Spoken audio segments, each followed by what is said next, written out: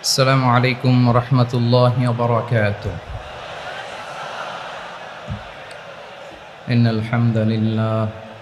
إن الحمد لله نحمده ونستعينه ونستغفره ونؤمن به ونتوكل عليه ونعوذ بالله من شرور أنفسنا ومن سيئات أعمالنا من يهده الله فلا مضل له ومن يضلل فلا هادي له فلن تجد له وليا مرشدا ونشهد أن لا إله إلا الله وحده لا شريك له هو الذي لا ضد له ولا ند له لا مثل له ولا مثيل له لا وزير له ولا كفيل له لا شبه له ولا شبيه له لا ولد له ولا والد له وهو الواحد الفرد الصمد لم يلد ولم يولد ولم يكن له كفوا أحد ونشهد أن سيدنا ونبينا وحبيبنا وبشيرنا ونذيرنا وطبيبنا وطبيب قلوبنا وحبيبنا وحبيب ربنا محمدا عبد الله ورسوله أرسله بالحق بشيرا ونذيرا وداعيا إلى الله بإذنه وسراجا منيرا أما بعد فقد قال الله تعالى في كلامه المجيد وفي فرقانه الحميد أعوذ بالله من الشيطان الرجيم بسم الله الرحمن الرحيم إن الله يأمر بالعدل والإحسان وإيتاء ذي القربى وينهى عن الفحشاء والمنكر والبغي يعظكم لعلكم تذكرون إن الله وملائكته يصلون على النبي يا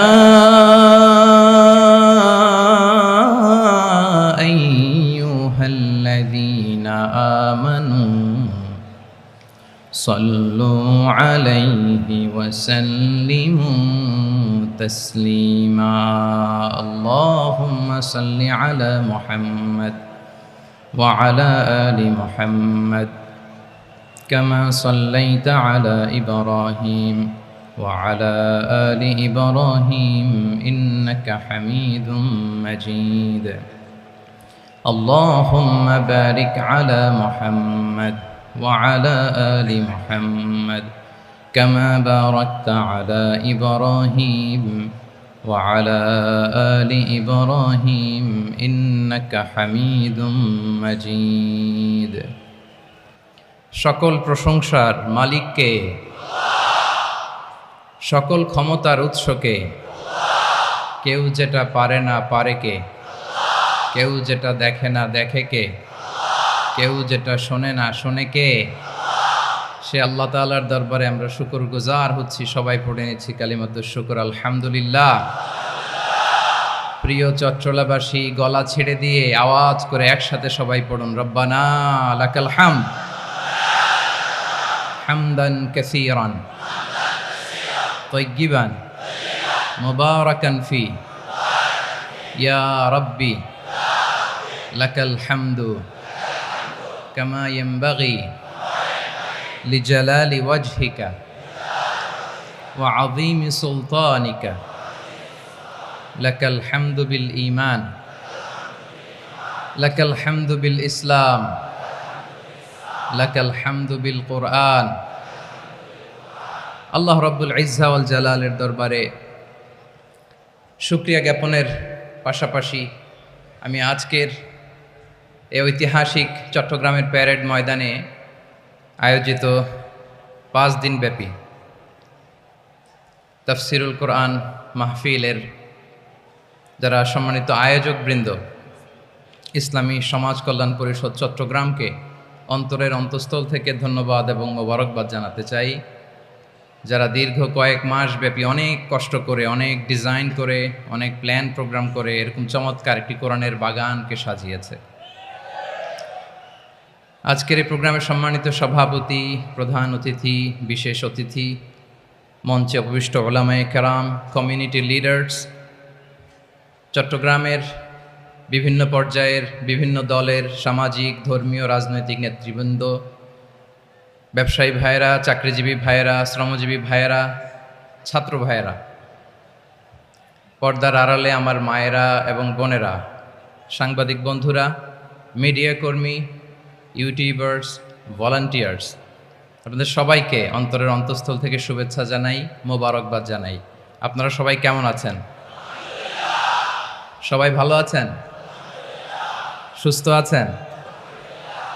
দোয়া করি আল্লাহ তাআলা আপনাদের সবাইকে ভালো রাখুন, সুস্থ রাখুন, নিরাপদে রাখুন। আমরা সবাই পড়ি আমিন। সম্মানিত সুধী, হযরতুল আল্লাম শহীদ মরহুম আল্লামা দেলওয়ার হোসেন সাঈদী রাহিমাহুল্লাহ, ওনার স্মৃতি বিজড়িত আজকের এই ঐতিহাসিক প্যারেড ময়দানের তাফসিরুল কোরআনের প্রোগ্রামে সব আছে। স্টেজ আছে, শ্রোতা আছে, প্যান্ডেল আছে, মিডিয়া কাভারেজ আছে, কিন্তু আমাদের কলিজার টুকরাটা আমাদের মাঝে নাই। আজকের এই প্রোগ্রামে আলোচক হয়ে এই চেয়ারে আমি না বসে ওই শ্রোতাদের কাতারে বসে যদি আমাদের আল্লামার নুরানি চেহারার দিকে তাকিয়ে ওয়াজ শুনতে পারতাম, আমাদের হৃদয়টা ঠান্ডা হয়ে যেত, আমাদের তৃষ্ণার্ত হৃদয় শান্ত হতো। সব আজকে আছে, কি যেন নাই, ঠিক কিনা বলেন? আল্লাহ তাআলা প্রতি 100 বছরে একজন মুজাদ্দিদ পাঠায়, প্রতি 100 বছরে একজন মুজাদ্দিদ, যিনি সমাজকে সংস্কার করেন। আল্লামা দেলওয়ার হোসেন সাঈদী রাহিমাহুল্লাহ ছিলেন তেমন একজন মুজাদ্দিদ। চিৎকার করে বলেন ঠিক কিনা? উনি শিরক বিদআতের আস্তানাকে তছনছ করে দিয়েছেন, তাওহীদের বাণীকে সমুন্নত করেছেন, গণমানুষের কাছে তাফসিরুল কোরআনকে জনপ্রিয় করেছেন। আজীবন আজীবন তিনি ইসলামকে বিজয়ী শক্তি হিসেবে দেখার স্বপ্ন দেখতেন।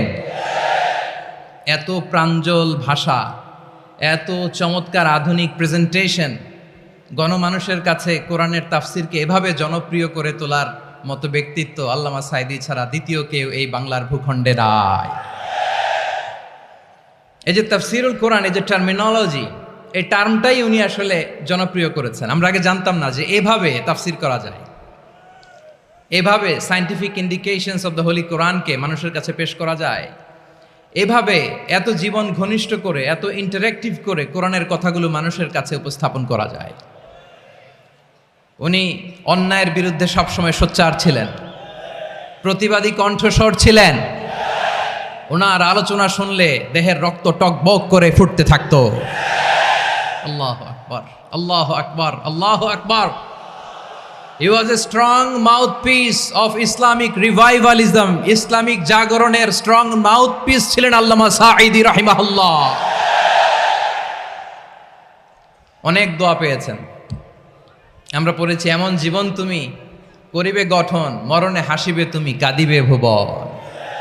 গোটা বিশ্বকে তিনি কাঁদিয়েছেন। আল্লামা যখন ইন্তেকাল করলেন, আমি তখন মালয়েশিয়া থেকে যুক্তরাষ্ট্রে একটা কনফারেন্সে যোগ দিতে যাচ্ছি, কাতার এয়ারলাইন্সে। মালয়েশিয়া থেকে দোহাতে নামলাম। দোহায় যখন আমার ট্রানজিট, তখন শুনতে পেলাম যে আল্লামা বিদায় নিয়েছেন।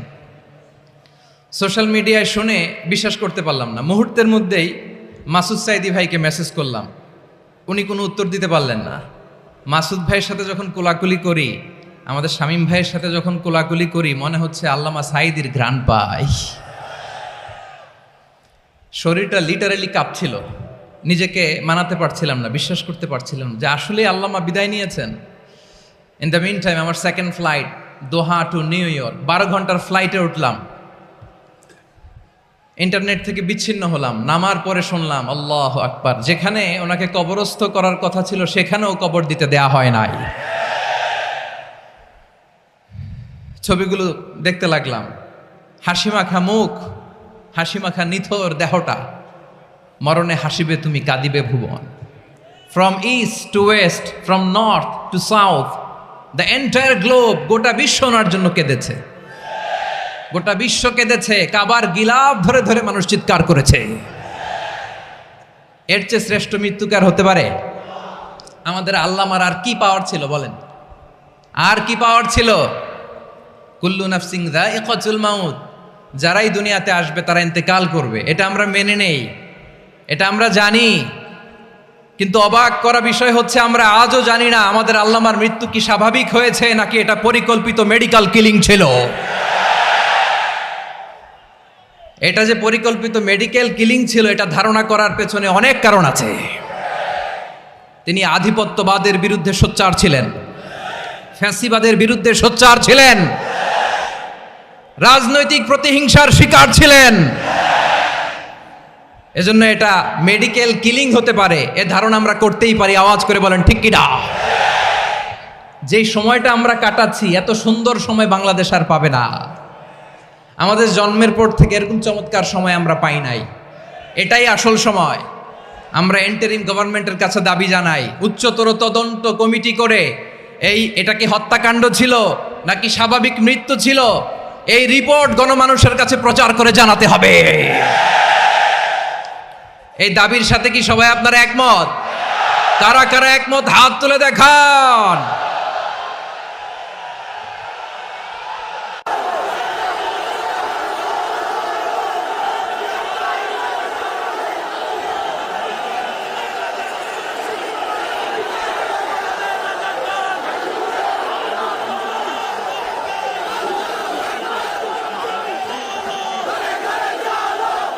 প্রিয় চট্টলাবাসী, আল্লাহ তাআলা তার এই মুখলেস গোলামকে তার জান্নাতুল ফেরদাউসের মেহমান হিসেবে কবুল করুক, তার জীবনের সকল খেদমাগুলোকে কবুল করুক, জান্নাতুল ফেরদাউসের আলা মাকামে তাকে মেহমান হিসেবে কবুল করুক। আল্লামা শহীদ দেলোয়ার হোসেন সাঈদী রাহিমাহুল্লাহ, উনি ছাড়াও এই ঐতিহাসিক ময়দানে কথা বলেছেন আল্লামা লুৎফুর রহমান রাহিমাহুল্লাহ। চলে গিয়েছেন আমাদেরকে ছেড়ে। তিনি বলতেন, ইনশাল্লাহ মিজান আবার আসবে। হুজুর আমি তো আসলাম, আপনি তো আমাদেরকে ছেড়ে চলে গেলেন। আল্লাহু আকবার, আল্লাহু আকবার, আল্লাহু আকবার। গলায় কোনো সুর ছিল না, সুর দিয়ে কথা বলতেন না, কিন্তু এত চমৎকার শব্দের বুনন, এত চমৎকার প্রেজেন্টেশন, এত চমৎকারভাবে ঐতিহাসিক বর্ণনাগুলো তিনি উপস্থাপন করতেন, মন্ত্রমুগ্ধ হয়ে আমরা আল্লামা লুৎফুর রহমানের কথা শুনেছি। আমরা হযরতুল আল্লাম লুৎফুর রহমান রাহিমাহুল্লাহর জন্য এই বিশাল ময়দান থেকে দোয়া করছি, আল্লাহ তাআলা তুমি তোমার এই খাদেমকে জান্নাতের মেহমান হিসেবে কবুল করে নাও। আরো অনেক আল্লামারা এখানে কথা বলেছেন, বিশেষ করে বাইতুল শরফের মরহুম পীর সাহেব হুজুর থেকে শুরু করে আরো যারা যারা তারকাতুল্য ওলামায়ে কেরাম এই চট্টগ্রামের ময়দানে কথা বলেছেন, আলো ছড়িয়েছেন। আমরা এই লক্ষ লক্ষ তাওহীদি জনতাকে নিয়ে তাদের জন্য দোয়া করছি, আল্লাহ তাআলা ওনাদের জীবনের সকল ভুল ত্রুটি ক্ষমা করে দিয়ে তাদেরকে জান্নাতুল ফিরদাউসের মেহমান বানিয়ে নিক। আমরা এই ঐতিহাসিক প্যারেড ময়দানের প্রোগ্রাম থেকে স্মরণ করতে চাই 24-এর ছাত্র নাগরিক অভ্যুত্থানে আমার যে সমস্ত ছাত্র নাগরিক ভাইয়েরা দেহের তাজা রক্ত বিলি দিয়ে নতুন বাংলাদেশ আমাদেরকে উপহার দিয়েছে। বিশেষ করে আপনাদের এই চট্টগ্রামের শহীদ ফয়সাল, শহীদ ওয়াসিম সহ সকল শহীদকে আল্লাহ তাআলা কবুল করুক, আমরা সবাই পড়ি আমিন। প্রিয় ভাইয়েরা, আমি নগণ্য একজন কোরআনের ছাত্র, এত বিশাল মঞ্চে এত বড় প্ল্যাটফর্মে কথা বলা আমার জন্য সাজে না। তারপরও আমাদের মুরব্বীরা আমাদের ডানে বায়ে বসে আছেন, ওনাদের আদেশক্রমে ওনাদের অনুমতিক্রমে কিছু কথা আজকের এই ঐতিহাসিক প্রোগ্রামে আপনাদের সামনে উপস্থাপন করার চেষ্টা করব। ওমা তৌফিক ইল্লা বিল্লাহ। প্রিয় ভাইয়েরা, 5 দিন ব্যাপী এই তাফসিরুল কোরআনের প্রোগ্রামে অনেক ওলামা হযরত কথা বলেছেন। যারা কোরআন সুন্নাহ থেকে আমাদেরকে কোরআনের কথাগুলো শোনালেন, আমরা যেন সেগুলো আমল করতে পারি, আল্লাহ আমাদেরকে তৌফিক দান করুক। শুরুতে আমাদের নিয়তটাকে খালেস করে নেওয়া দরকার। এই যে গ্যাদারিং, এই যে হিউজ শোডাউন, এগুলো যদি আমাদের নিজেদেরকে পরিবর্তন না করে তাহলে এতে কোনো লাভ নাই। জোরে বলেন ঠিক কিনা? এই প্রোগ্রাম যদি আমাদের জীবনকে পরিবর্তন করে, আমাদের চিন্তার ডিএনএ-কে চেঞ্জ করে দেয়, তাহলেই চট্টগ্রামের প্যারেড ময়দান সার্থক। আসুন আমরা চিন্তাকে খালেস করে নেই। আমরা সবাই নিয়ত করি যে যতটুকু কথা আমরা কোরআনের আলোকে শুনবো, আমলের নিয়তে শুনবো ইনশাআল্লাহ। বলেন সবাই। আপনারা সবাই ঠিকঠাক আছেন তো? কখন আসছেন আপনারা? সবাই আসছেন কখন? সকালে, কেউ দুপুরে, 9টায়? আল্লাহ আল্লাহ আল্লাহ। দুপুরের খাবার খাওয়ার সুযোগ হয়েছিল? খান নাই? রোজা রাখছেন? আহা, আমি কি দিয়ে বিদায় দেব আমার এই ভাইগুলোরে? আল্লাহ তুমি আমার ভাইগুলোরে কবুল করো। ইসলামের পক্ষের এই গণজোয়ারকে আগামীর বাংলাদেশের ইসলামের জন্য তুমি কবুল করো। যেই ভালোবাসা ইসলামের জন্য হয়, যেই গণজোয়ার কোরআনের জন্য হয়, পৃথিবীর কোনো শক্তি দিয়ে সেটাকে আটকানো যায় না। জোরে বলেন ঠিক কিনা? এজন্য গ্রাজুয়ালি, সিস্টেম্যাটিক্যালি, মেথোডোলজিক্যালি আমাদেরকে আগাতে হবে, শুধু আবেগ দিয়ে নয়। বিবেকেরও দরকার আছে না নাই? প্রিয় ভাইয়েরা, আসুন, আমাদের কথা অনেক বেশি, সময় অনেক কম। আমরা আর কাল বিলম্ব না করে মহাবিশ্বয় মহাগ্রন্থ আল কোরআন আল কারীম থেকে কিছু কথা শুনি। আমি যেই টপিকটা নিয়ে আজকের ঐতিহাসিক চট্টগ্রামের প্যারেড ময়দানের তাফসিরুল কোরআন প্রোগ্রামে আলোচনা করব, সেটা হচ্ছে সূরাতু আন-নাহলের 90 নম্বর আয়াত নিয়ে কিছু কথা আমরা উপস্থাপন করবার চেষ্টা করব ইনশাআল্লাহ। আমার খুতবার শুরুতেই আপনারা মোটামুটি আন্দাজ করে ফেলেছেন যে আমি কি নিয়ে আলোচনা করব, কারণ যে আয়াতটি আমি তেলাওয়াত করেছি এই আয়াতটি প্রায়শই এই ভূখণ্ডে, এই বাংলাদেশে জুমার দিনে খতিব সাহেবরা দ্বিতীয় খুতবার শেষের দিকে পড়ে না? কি কমন পড়ছে? ইন্নাল্লাহা ইয়া'মুরু বিল আদলি ওয়াল ইহসান ওয়া ইতা'i যিল কুরবা ওয়া ইয়ানহা আনিল ফাহশাই ওয়াল মুনকারি ওয়াল বাগি ইয়া'iদুকুম লাআল্লাকুম তাযাক্কারুন। মুখস্থ আছে না সবার? আসুন আমরা এই আয়াতের সরল অর্থ, এর মর্মবাণী, এর সংক্ষিপ্ত তাফসীর সবাই মিলে আজকের এই প্রোগ্রাম থেকে উদ্ধার করার চেষ্টা করি। আপনারা মনোযোগী আছেন তো? ইনশাআল্লাহ। এই আয়াতটা অনেক কম্প্রিহেন্সিভ একটা আয়াত। সাইয়েদনা আব্দুল্লাহ ইবনে মাসউদ রাদিয়াল্লাহু তাআলা আনহু উনি বলেছেন, ইন্নাহা মিন আজমাই আয়াতিল কোরআন। এটা কোরআনের সবচেয়ে জামে মানে আয়াত। যদিও ছোট্ট আয়াত, অল্প কিছু কথামালা, কিন্তু তিনি বলতেন এটা কোরআনের সবচাইতে জামে মানে সবচেয়ে কম্প্রিহেন্সিভ একটা আয়াত, যেখানে কথা কম, শব্দ কম, কিন্তু এটার দোতনা, এটার আবেদন, এটার মিনিং অনেক বেশি। সুবহানাল্লাহ। এই আয়াতে আল্লাহ তাআলা বেসিকলি আমাদেরকে 3টা বিষয়ে আদেশ করেছেন আর 3টা বিষয়ে বারণ করেছেন, মানে নিষেধ করেছেন। আওয়াজ করে বলুন, আদেশ করেছেন কয়টা? প্রিয় চট্টলার ভাইয়েরা, আমার মতো এই যে 3 আঙ্গুল উঁচু করে বলেন, আদেশ করেছেন কয়টা? আবার নিষেধও কয়টা?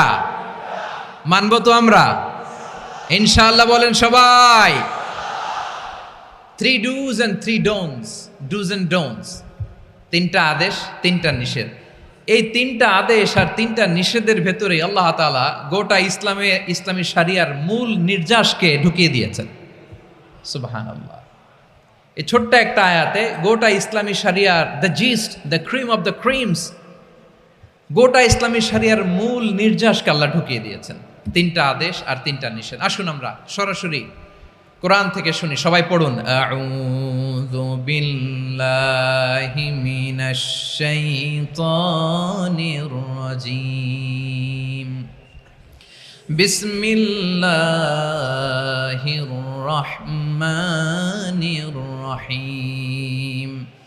ইন্নাল্লাহা ইয়া'মুরু বিল আদলি ওয়াল ইহসানি ওয়া ইতাই যিল কুরবা ওয়া ইয়ানহা আনিল ফাহশাই ওয়াল মুনকারি ওয়াল বাগি ইয়া'ইযুকুম লা'আল্লাকুম তাযাক্কারুন।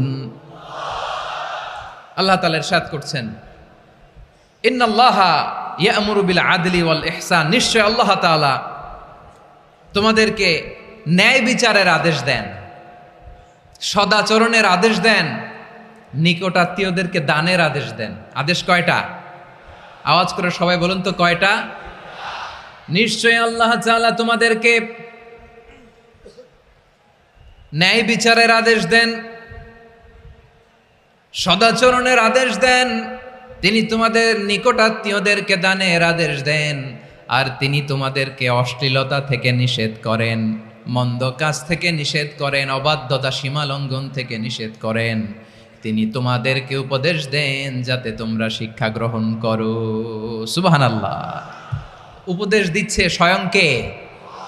3টা জিনিসের আদেশ। ইয়া'মুরু বিল আদল, সুবিচার ন্যায় বিচারের আদেশ তিনি দেন। ইহসানের আদেশ দেন, যাতে আমরা ইহসান করি, একে অপরের প্রতি সুবিচার করি, মহানুভবতা দেখায়, অনুগ্রহ দেখায়, আর নিকট আত্মীয়দেরকে যেন আমরা দান করি। এই 3টা আদেশ তিনি দিয়েছেন। আর কোন 3টা জিনিস থেকে তিনি বারণ করেছেন? অশ্লীলতা, ফাহশা, মুনকার, মানে সব মন্দ আর অসৎ কাজ, এগুলো থেকে তিনি আমাদেরকে বারণ করেন। ওয়াল বাগি, অবাধ্যতা, সীমা লঙ্ঘন, এই 3টা কাজ থেকে তিনি আমাদেরকে বারণ করেন। তিনি আমাদেরকে উপদেশ দেন, স্বয়ং আল্লাহ তাআলা আমাদেরকে উপদেশ দেন যাতে করে আমরা শিক্ষা গ্রহণ করি। সুবহানাল্লাহ পড়ে। তাহলে আসুন আমরা ধরে ধরে একটা একটা করে সামনের দিকে আগাই। আল্লাহ তাআলা প্রথমে আমাদেরকে আদেশ দিয়েছেন আদালের। ইন্নাল্লাহা ইয়া'মুরু বিল আদল। আওয়াজ করে বলুন আল আদাল। সবাই পড়ুন আল আদাল। আমরা উর্দু জানি, হিন্দি জানি, অনেকে ইংরেজিও জানি, কিন্তু আরবি শব্দগুলো আমাদের মুখ দিয়ে বেরোতে চায় না। আওয়াজ করে বলুন আল আদাল। মাশাআল্লাহ। ইন্নাল্লাহা ইয়া'মুরু বিল আদল। আল্লাহ তাআলা আমাদেরকে আদলের আদেশ দেন। আদল অনেকে না বুঝলেও আদালত শব্দটা বুঝবেন। আদালত, আদালত, আদালত বুঝেন না? যেখানে বিচার কার্যের ফয়সালা করা হয়, কোর্ট কাচারি আদালত, এটা তো ভেরি কমন। এটা শুনছেন না সবাই? আদালত, যেখানে ন্যায় বিচার হবে, সুশাসন হবে। কিন্তু ভাগ্যের কি নির্মম পরিহাস, ওখান থেকে মিথ্যা সাক্ষী দিয়ে মনমতো রায় দিয়ে দেয়া হয়। এগুলোর পরিবর্তন হওয়ার দরকার আছে না নাই? প্রিয় ভাইয়েরা, আদালত, আল আদল, ইংরেজিতে বলে জাস্টিস, ন্যায় বিচার, সুবিচার, সুশাসন, জাস্টিস, আল আদল, সব জায়গায় এই জাস্টিস থাকা দরকার। Justice should be prevailed in the society. The mission of all prophet was to uphold the justice. সব নবীর মিশন ছিল এই জাস্টিসকে, আদালকে, সুশাসন আর সুবিচারকে নিশ্চিত করা। পড়েন সুবহানাল্লাহ। And the core message of every divine scripture was to uphold justice. পৃথিবীর সব আসমানি কিতাবের মূল শিক্ষা ছিল এই জাস্টিসকে সমাজে এনশিওর করা, সুবিচার, সুশাসনকে এনশিওর করা। তাহলে প্রিয় ভাইরা, আমরা বুঝতে পারলাম আল আদল শব্দের মানে হচ্ছে ইনসাফ বা সুবিচার বা ন্যায় বিচার। এটা হচ্ছে একটা general meaning, very general meaning. আপনি যদি ইন ডেপথ বুঝতে চান, আরো ভেতরে যান, তাহলে আদল মানে হচ্ছে সমন্বয়, আদল মানে হচ্ছে ভারসাম্য, ব্যালেন্স। আদল মানে হচ্ছে মধ্যম পন্থা। সুবহানাল্লাহ পড়েন। কারণ সব সময় সমান সমান হইলেই সুবিচার হয় না। কথা কি বুঝতেছেন? ইসলামের দ্য কনসেপ্ট অফ আদল, এটা এমন আদল, এটা সব সময় সমান সমান নয়। যখন সমান সমান দেয়া দরকার, ইসলাম সমান সমান দেয়। যখন ব্যালেন্স করা দরকার, চেক এন্ড ব্যালেন্স, সমন্বয়, ভারসাম্য করা দরকার, তখন ইসলাম ভারসাম্য করে দেয়। এটার নাম আদল। সুবহানাল্লাহ। সহজ করে আপনাদেরকে বুঝাই। যেমন ধরুন, একটা পরিবারের 3 জন সদস্য, স্বামী, স্ত্রী আর সন্তান। তাদের সকালবেলার ব্রেকফাস্টে স্বামীর, সকালের নাস্তায় স্বামীর 3টা রুটি লাগে, স্ত্রীর 2টা লাগে, আর সন্তানের 1টা রুটি লাগে। এখন আমি যদি সমান সমান করে আদল করতে চাই, সবাইকে যদি 3টা করে রুটি দেই, তাহলে স্বামী বেচারার জন্য ঠিক আছে? কি বলেন? কথা কি বুঝতেছেন না কষ্ট হয়ে যাচ্ছে? যদি সমান সমানের নিয়মে আগাই, তাহলে 3টা করে যদি রুটি দেই, স্বামীর জন্য ওকে, কিন্তু স্ত্রীর জন্য 1টা বেশি হয়ে যায়। আর সন্তানের জন্য কয়টা বেশি হয়? আচ্ছা, এই তো বুঝতেছেন, মাশাআল্লাহ। আচ্ছা, 2টা করে যদি সবাই রে দেয় সমান সমান নীতিতে, তাহলে স্ত্রীর জন্য, স্ত্রী বেচারির জন্য ঠিক আছে, কিন্তু স্বামীর কয়টা কম পড়ে? আর সন্তানের বেশি হয়ে যায় কয়টা? আচ্ছা, সমান সমান নীতিতে সবাইকে যদি সকালের নাস্তার জন্য 1টা করে রুটি দেই, সন্তানের জন্য ঠিক আছে, কিন্তু স্ত্রী বেচারির কম পড়ে কয়টা? স্বামীর কম পড়ে কয়টা? 2টা। কথা কি বুঝতেছেন? আর আমি যদি স্বামীকে দেই 3টা, স্ত্রীকে দেই 2টা, আর সন্তানকে দেই 1টা, তাহলে কারো অপচয় হবে না। যার যতটুকু দরকার ঠিক ততটুকুই কাজে লাগবে। চিল্লায় বলেন ঠিক কিনা? এটাই হচ্ছে ইসলামের আদল, যেখানে যার যতটুকু দরকার তাকে সেখানে ঠিক ততটুকু দিয়ে দেওয়ার নামই হচ্ছে আদল। চিল্লায় পড়েন আল্লাহু আকবার।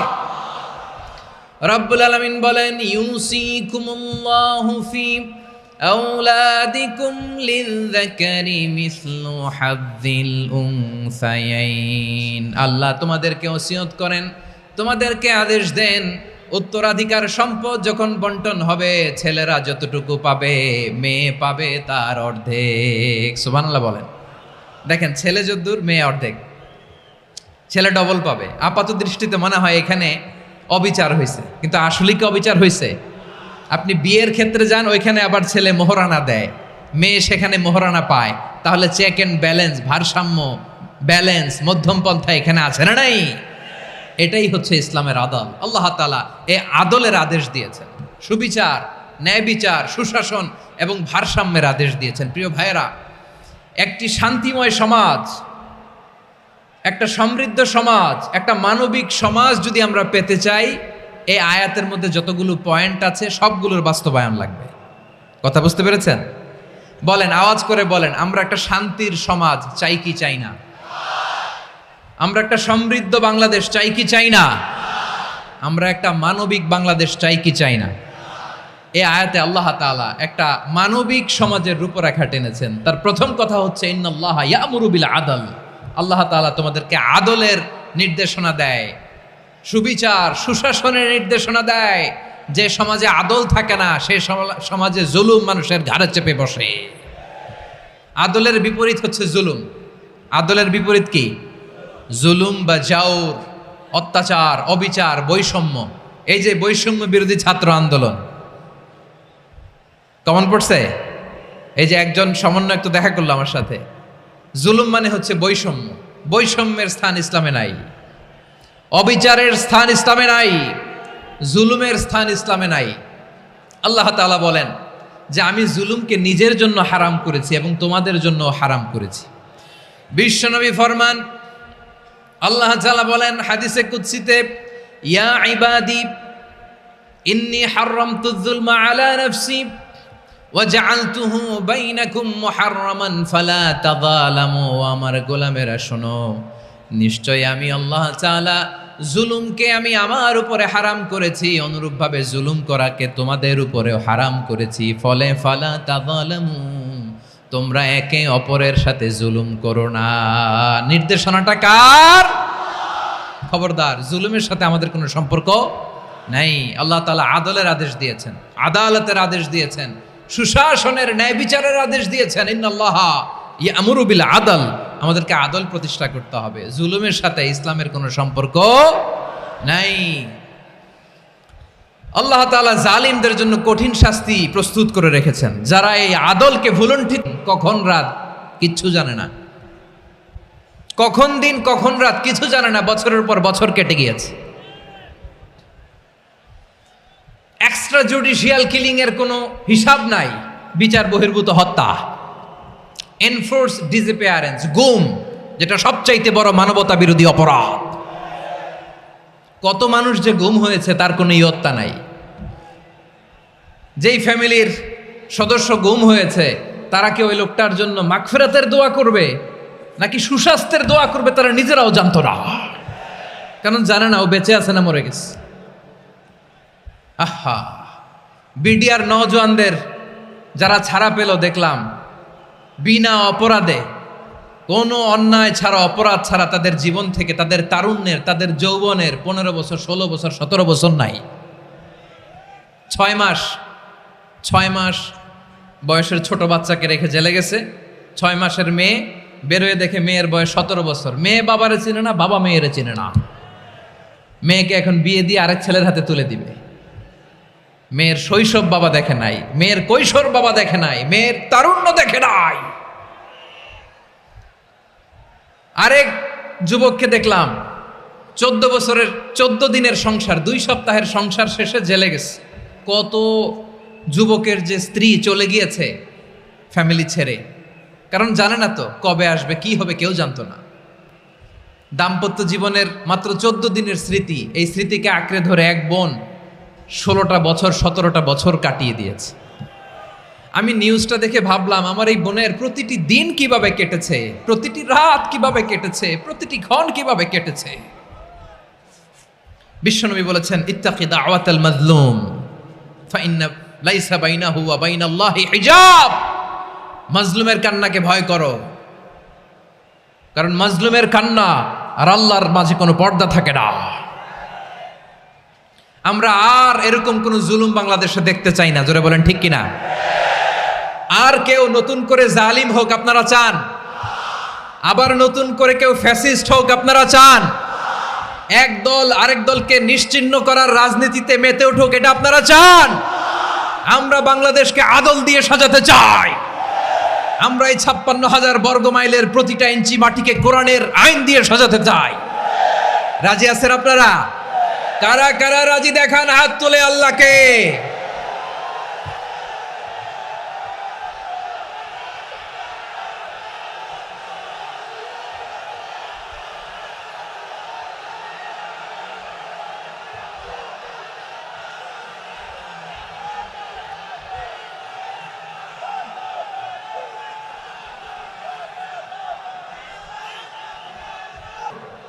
আমার প্রিয় বীর চট্টলার তৌহিদি মুসলমান, আমরা আর নতুন করে কেউ জালিম হোক এটা চাই না। নতুন করে আবার কেউ ফ্যাসিস্ট হোক আমরা চাই না। এক দল আরেক দলকে নিশ্চিহ্ন করার রাজনীতি করুক আমরা চাই না। আমরা সুশাসনের বাংলাদেশ চাই। আমরা মানবিক বাংলাদেশ চাই। আমরা একটা সমৃদ্ধ বাংলাদেশ চাই। আমরা বিশ্বের বুকে সম্মান নিয়ে মাথা উঁচু করে দাঁড়াতে চাই, ঠিক কিনা বলেন? আল্লাহ বললেন, এটা যদি তোমরা চাও, একটা সমৃদ্ধ সমাজ যদি বিনির্মাণ করতে চাও, মানবিক সমাজ যদি বিনির্মাণ করতে চাও, আমি তোমাদেরকে সেজন্য প্রথমে আদালতের নির্দেশ দিলাম। ইন্নাল্লাহা ইয়া'মুরু বিল আদল, নিশ্চয় আল্লাহ তাআলা তোমাদেরকে ন্যায় বিচার, সুশাসন এটার আদেশ দেন। সুবহানাল্লাহ। আদাল, ন্যায় বিচারের আদেশ আল্লাহ তাআলা কোরআনের বিভিন্ন আয়াতে দিয়েছেন। আল্লাহ তাআলা বলছেন, ইন্নাল্লাহা ইয়া'মুরুকুম আন তুআদ্দুল আমানাতি ইলা আহলিহা ওয়া ইযা হাকামতুম বাইনান নাসি আন তাহকুমু বিল আদল ইন্নাল্লাহা নি'ম্মা ইয়া'iযুকুম বিহি ইন্নাল্লাহা কানা সামিআম বাসীরা। আল্লাহ তাআলা বললেন, আল্লাহ আদেশ দিচ্ছেন, যে ব্যক্তি আমানতের হকদার তার হাতে তোমরা আমানত পৌঁছে দাও। আর যখন তোমরা বিচার কার্য করবে, বিচার ফায়সালা করবে, আদালতের সাথে করো। সুবহানাল্লাহ বলেন। ওয়াইদা হাকামতুম বাইনান নাসি আন তাহকুমু বিল আদল, আদালতের সাথে করবা। আল্লাহ তাআলা বলেন, যারা জাজ হবে, বিচারক হবে, তাদের যদি বাদী বিবাদীর কারো সাথে শত্রুতা থাকে, কারো সাথে যদি কোনো ধরনের রেষারেষি থাকে, আল্লাহ বলেন বিচার কার্য করতে যে ওই শত্রুতা রেষারেষির কারণে আদালতের বাইরে যে অবিচার করে বিচার করো না। ওয়ালা ইয়াজরিমান্নাকুম শানাআনু কওমিন আলা আল্লা তা'দিলু ই'দিলু হুয়া আকরাবু লিত্তাকওয়া ওয়াত্তাকুল্লাহা ইন্নাল্লাহা খাবীরুম বিমা তা'মালুন। খবরদার কোন জাতির প্রতি, কোন গোষ্ঠীর প্রতি, কোন গোত্রের প্রতি আক্রোশ যেন তোমাদেরকে ন্যায় বিচার থেকে দূরে সরিয়ে না দেয়, বরং আমি আল্লাহর আদেশ হলো ই'দিলু, তোমরা আদল করো, ন্যায় বিচার করো, সুবিচার করো, সুশাসন প্রতিষ্ঠা করো। হুয়া আকরাবু লিত্তাকওয়া, এটাই তাকওয়ার সবচেয়ে কাছাকাছি। সুবহানাল্লাহ বলেন। কোরআনের বিভিন্ন আয়াতে আল্লাহ তাআলা স্পেসিফিকলি ধরে ধরে বিচার করার সময় আমরা যেন আদল করি সেটা বলেছেন। কোরআনের কোন কোন জায়গায় আল্লাহ তাআলা এই আল আদ শব্দটা ব্যবহার করেছেন।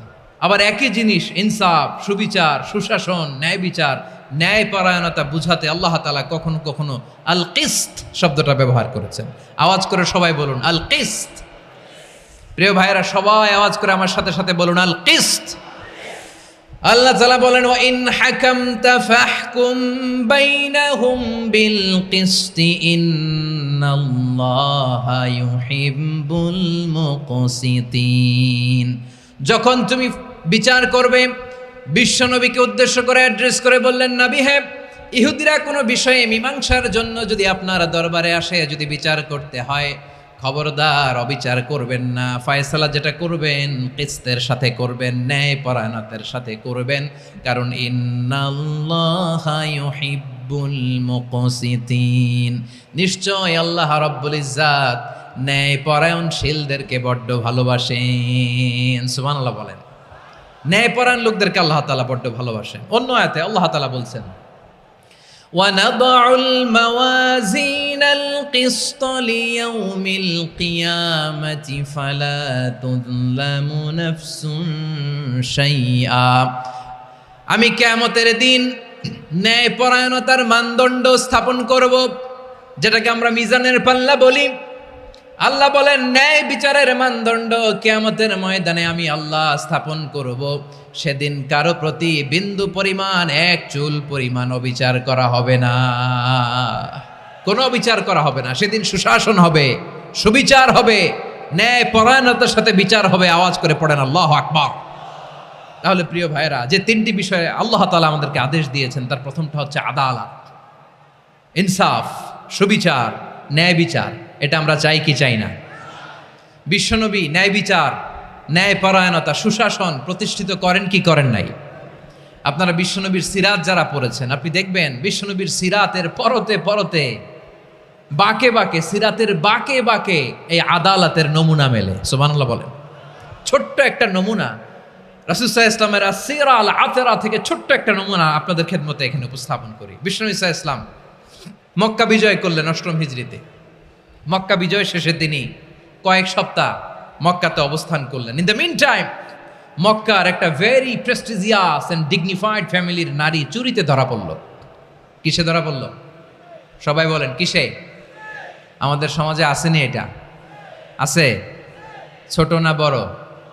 হ্যাঁ, হিসাব করে শেষ করা যায় না। ৩.৫ লাখ কোটি টাকা নাই উন্নয়ন প্রকল্পের নামে। উন্নয়ন প্রকল্পের নামে ৩.৫ লাখ কোটি টাকা নাই। ৩.৫ লাখ কোটি টাকা লিখতে পারবেন আপনি? এক টানে লিখতে পারবেন? বুঝতেছেন কত বড় সংখ্যা? হ্যাঁ, বনু মাখজুমিয়া গোত্রের এক নারী মক্কায় চুরিতে ধরা পড়ল। বলেন তো, চুরি করলে বিধান কি? কি কাটতে হবে? চুরির বিধান হলো হাত কেটে দাও, তাও সেটা গোপনে নয়, প্রকাশ্যে জনসম্মুখে হাত কেটে দাও।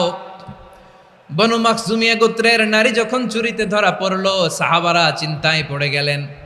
সবেমাত্র মক্কার লোকেরা কালিমা পড়ে মুসলমান হয়েছে, ইসলামের আইন কানুন তেমন জানে না, ইসলামী শরিয়ার সাথে বেশি পরিচিত নয়। এখন যদি বিশ্বনবী চুরির যেই বিধান এটা যদি কায়েম করে হাত যদি কেটে দেয়, না জানি মক্কার লোকেরা আবার বিগড়ে যায়, না জানি মক্কার লোকেরা আবার মুরতাদ হয়ে যায়, না জানি মক্কার লোকেরা ইসলাম থেকে দূরে সরে যায়। চলো চলো, সাহাবীরা মিলে পরামর্শ করলেন, চলো বিশ্বনবীর কাছে যে বলি, ও নবী, শুধু কেবলমাত্র একমাত্র এই নারীর জন্য চুরির হাত কাটার বিধানটা আপনি একটু থামিয়ে দেন। চুরির হাত কাটার যে বিধান এখানে একটু রহিত করে দেন, বাকিগুলা কইরেন মদিনাতে যে চলবে, কিন্তু মক্কায় এবারের জন্য মাফ করে দেন। কিন্তু কে বলবে? এই যে পরামর্শ, সাজেশন, এটা কে দিবে বিশ্বনবীর কাছে? সাহাবারা চিন্তায় পড়ে গেলেন।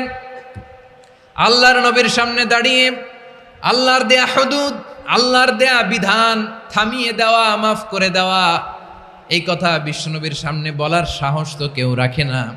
কেউ কেউ বলল, বিশ্বনবীর পালক পুত্র যায়েদ বিন হারেসার সন্তান উসামারে বিশ্বনবী নাতির মতো আদর করে, বড্ড বেশি ভালোবাসে উসামারে। এজন্য সাহাবারা উসামাকে বলতো হিব্বু রাসূলিল্লাহ, বিশ্বনবীর ভালোবাসা। কি বলতো? সাহাবীরা বললেন, বিশ্বনবীর ভালোবাসা হিব্বু রাসূলিল্লাহ, উসামারে পাঠাও। উসামারে বিশ্বনবী নাতির মতো স্নেহ করে, মায়া করে, ভালোবাসে। আমরা পারবো না, উসামা পারবে। সবাই মিলে ফুলিয়ে ফুসিয়ে ওসামাকে, ছোট্ট ওসামাকে রাজি করালো। ওসামা, এমন এমন কথা যে তুমি বিশ্বনবীর কাছে বলতে হবে, পারবা নাকি? ওসামা বলে, পারবো। সাইয়েদনা ওসামা রাদিয়াল্লাহু তাআলা আনহু তরুণ সাহাবী বিশ্বনবীর কাছে গেলেন, যে বললেন, নবী, বনু মাখজুমিয়া গোত্রের এক নারী চুরিতে ধরা পড়েছে, এবারের জন্য কি এই মহিলাটারে মাফ করে দিলে হয় না?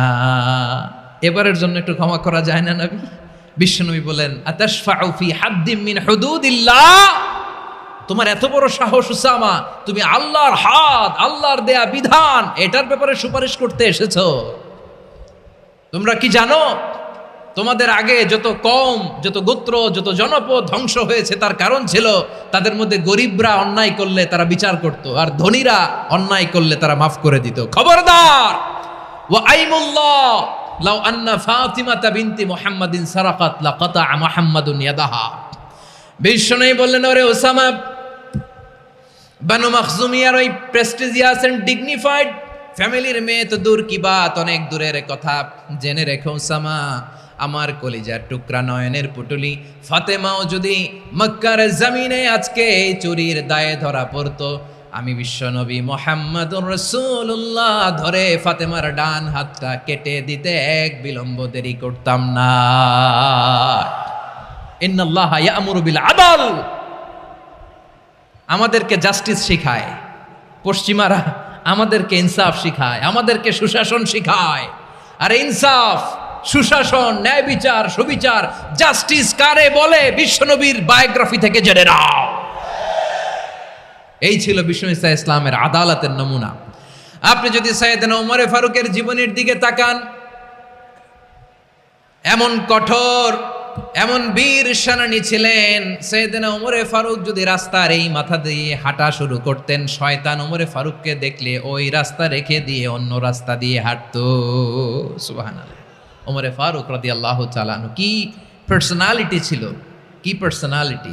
আমাদের এলাকায় ছোট বাচ্চারা রাতে ভাত খেতে চায় না, আমার মেয়েটাও খেতে চায় না। এই এটা দিব, ওইটা দিব, আজকে মাহফিলে আসার সময় বলে দিছে লিস্ট করে, এটা এটা আনতে হবে।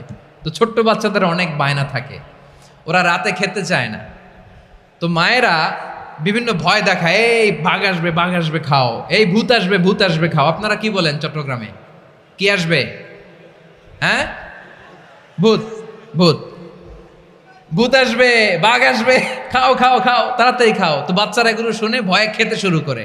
মদিনার জমিনেও একই ঘটনা ঘটতো। মদিনার ছোট্ট ছোট্ট সোনামণিরা খেতে চাইতো না।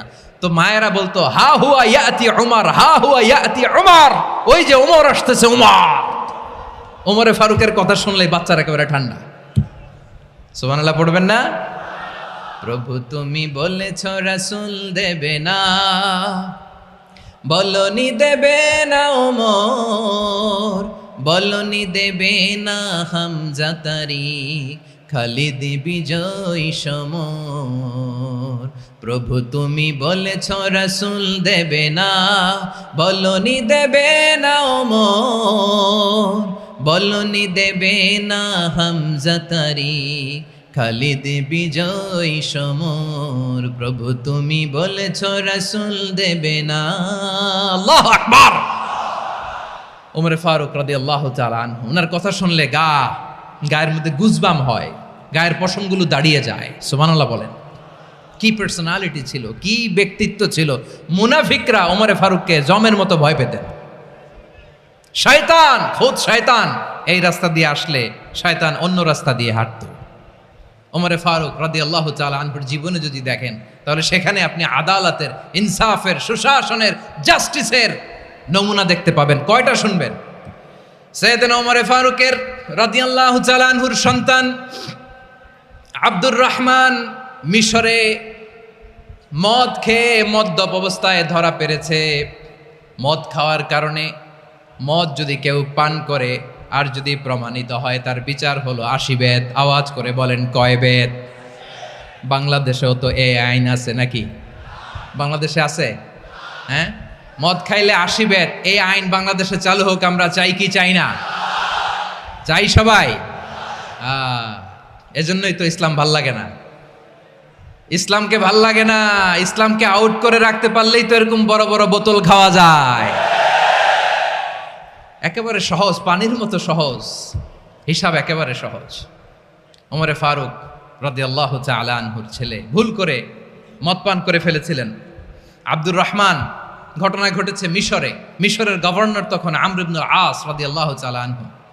আব্দুর রহমানের ভাই যে গভর্নরকে বলল, গভর্নর যদি একটু দয়া করেন, খলিফার ছেলে আমার ভাই আব্দুর রহমান মদ্যপ অবস্থায় ধরা পড়েছে, জনসম্মুখে যদি আপনি বেত্রাঘাত করেন আমাদের প্রেস্টিজ থাকে না, যদি 80 বেত আপনি মারেন আমার কোনো কথা নাই, কিন্তু ঘরের ভেতরে মারেন।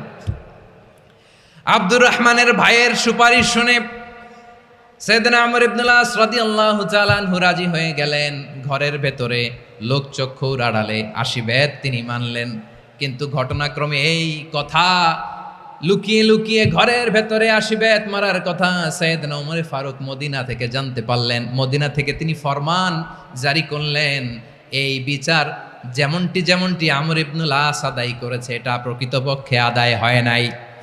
আসো সবাই মদিনায় আসো, আমর ইবনুল আস মদিনায় আসো, আব্দুর রহমানও আসো, সবাই আসো, জনসম্মুখে এই বিচার কার্যকর করতে হবে। সাইয়েদনা ওমর ফারুক মসজিদে নববীর পিলারের মধ্যে নিজের ছেলেকে বাঁধলেন, আবার জনসম্মুখে 80টা বেত তার গায়ের মধ্যে মারলেন। মাজমুয়ে ফাতাওয়া ইবনে তাইমিয়া রাহিমাহুল্লাহ উনি এটা নকল করেছেন। এটা সবচেয়ে বিশুদ্ধ মত। আরো অনেক মত আছে, মারা গেছে কবরের উপর, ওগুলো বাদই দিলাম। কেমন খলিফা ছিলেন, কেমন খলিফা! পশ্চিমারা তোমরা জাস্টিস আমাদেরকে শেখাও, ইনসাফ কারে বলে, সুশাসন আমাদেরকে তোমরা শেখাও।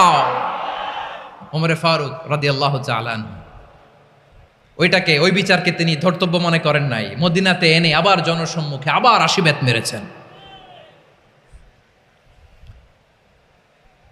মিশরে ওমর ফারুক রাদিয়াল্লাহু তাআলা আনহু আমর ইবনুল আসকে গভর্নর করে পাঠালেন। সেখানে আমর ইবনুল আসের ছেলে একটা প্রতিযোগিতায় রানার আপ হয়েছে। এক মিশরি সেখানে চ্যাম্পিয়ন হয়েছে। রানার আপ বুঝতে পেরেছেন তো? রানার আপ সেকেন্ড হয়েছে, এক মিশরি হয়েছে চ্যাম্পিয়ন প্রথম। কিন্তু গভর্নরের ছেলে ও জিততে পারে নাই। ও রাগে ওই মিশরির গায়ের মধ্যে কয়েকটা লাঠি দিয়ে বাড়ি মেরেছে। মিশরি যে মদিনাতে ওমর ফারুকের কাছে বিচার দিলেন, আপনার গভর্নরের ছেলে অন্যায়ভাবে আমার গায়ে হাত তুলেছে। সাইয়েদনা ওমর ফারুক আবার ফরমান জারি করলেন, আসব মদিনাতে আসব। মিশরীকে ডাকলেন। ওই মিশরের গভর্নর আমর ইবনুল আস রাদিয়াল্লাহু তাআলা আনহুকে ডাকলেন, তার ছেলেকেও ডাকলেন। সবাই বসে রইল। আমর ইবনুল আস রাদিয়াল্লাহু তাআলা আনহু মাথা নিচু করে বসে আছেন, লজ্জায় কাচুমাচু। হায় হায়, আজকে আমার ছেলের কারণে আমিরুল মুমিনিন খলিফাতুল মুসলিমিন ওমরে ফারুকের কাছে আমি জনসম্মুখে লজ্জিত হচ্ছি। সাইয়েদনা ওমরে ফারুক বললেন, এই নাও লাঠি, গভর্নরের ছেলে তোমার মাথার মধ্যে যতগুলো বাড়ি মেরেছে আজকে জনসম্মুখে তুমি অতগুলা বাড়ি মারো। মিশরি বলে, থাক, আপনি যে ডেকে আনছেন সবার সামনে এটা বলছেন, এতেই আমি খুশি। আল্লাহু আকবার। আপনার মহানুভবতা দেখে আমি খুশি, আর অপমানের দরকার নাই। ওমরে ফারুক বলে, না, খবরদার, এই কথা মিশরি তুমি বলো না, মারো, যতগুলা বাড়ি মেরেছে মারো। বাধ্য হয়ে মিশরি আমর ইবনুল আসের সামনে ওনার কলিজার টুকরা সন্তানের মাথার মধ্যে বাড়ি মারতে আরম্ভ করলেন। ঠিক যতগুলা বাড়ি গভর্নরের ছেলে আমর ইবনুল আসের ছেলে মিশরির গায়ে মেরেছিল, মাথায় মেরেছিল, মিশরি গুনে গুনে ততটা মারলেন।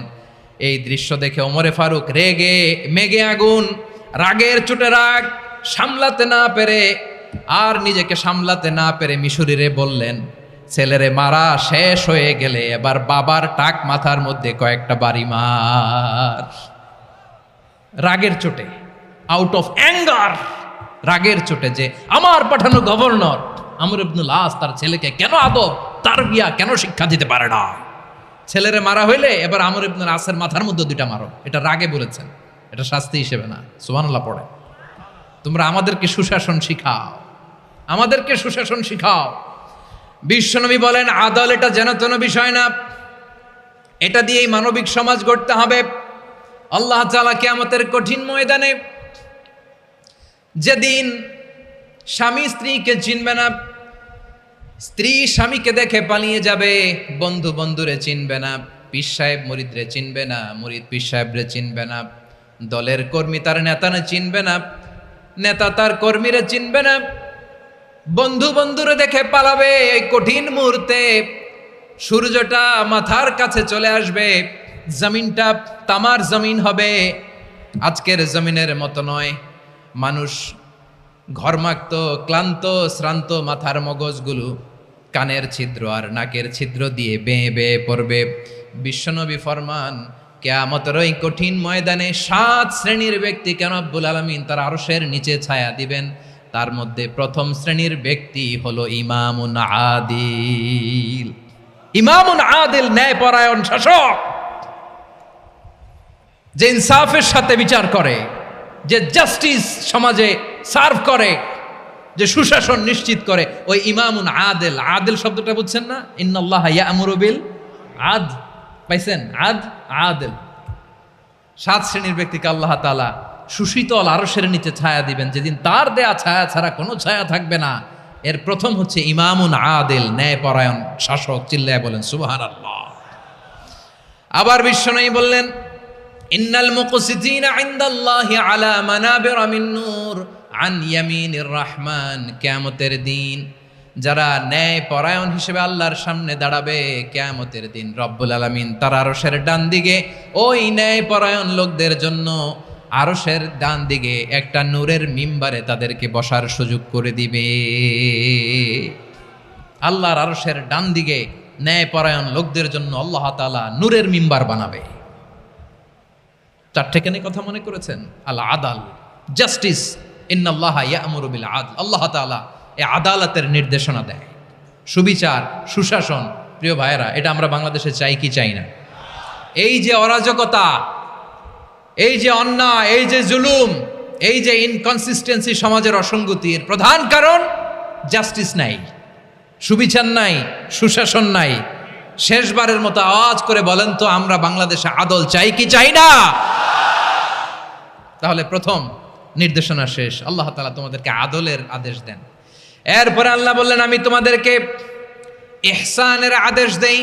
ইন্নাল্লাহা ইয়া'মুরু বিল আদলি ওয়াল ইহসান।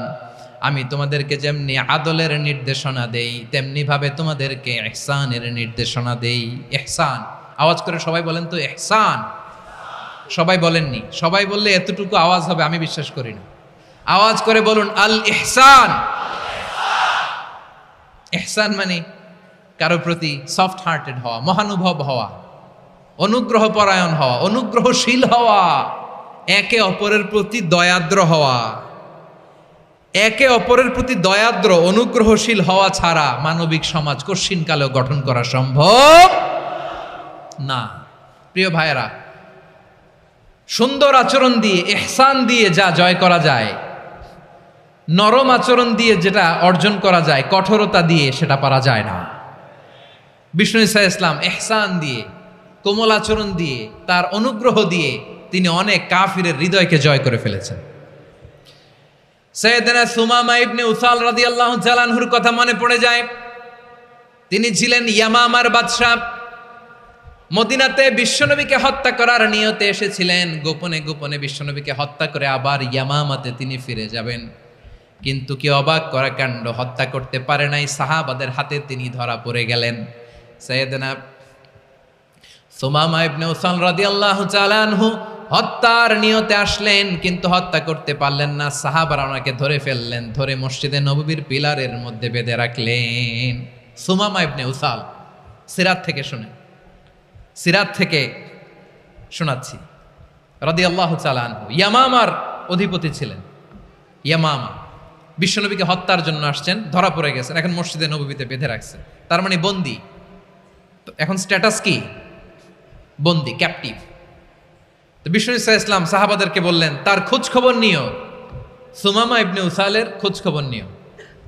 সাহাবারা বলেন, ইয়া রাসূলুল্লাহ, আপনাকে হত্যা করতে এসেছে, তার তো কঠিন ক্যাপিটাল পানিশমেন্ট হওয়া দরকার, কঠিন শাস্তি হওয়া দরকার। বিশ্বনবী বললেন, না, আমি যেটা জানি তোমরা সেটা জানো না, তোমরা সুমামার সাথে ভালো আচরণ করো। বিশ্বনবী সুমামার কাছে গেলেন। প্রথম দিন যে তিনি কালেমার দাওয়াত দিলেন, ইমানের দাওয়াত দিলেন, ইসলামের দাওয়াত দিলেন, রিসালাতের দাওয়াত দিলেন, আখিরাতের দাওয়াত দিলেন। পরের দিন যে বিশ্বনবী সালাতের দাওয়াত দিলেন, যাকাতের দাওয়াত দিলেন, ইসলাম কি, কিভাবে, কেমন করে পালন করতে হয় চমৎকার আর্টিকুলেট করতে শুরু করলেন। তন্ময় হয়ে সুমামা ইবনে উসাল রাদিয়াল্লাহু তাআলা আনহু বিশ্বনবীর কথাগুলো শুনতে আরম্ভ করলো।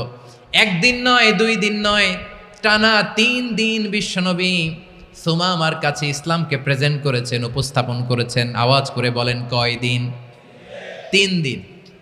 3 দিন মসজিদে নববীতে বাধা।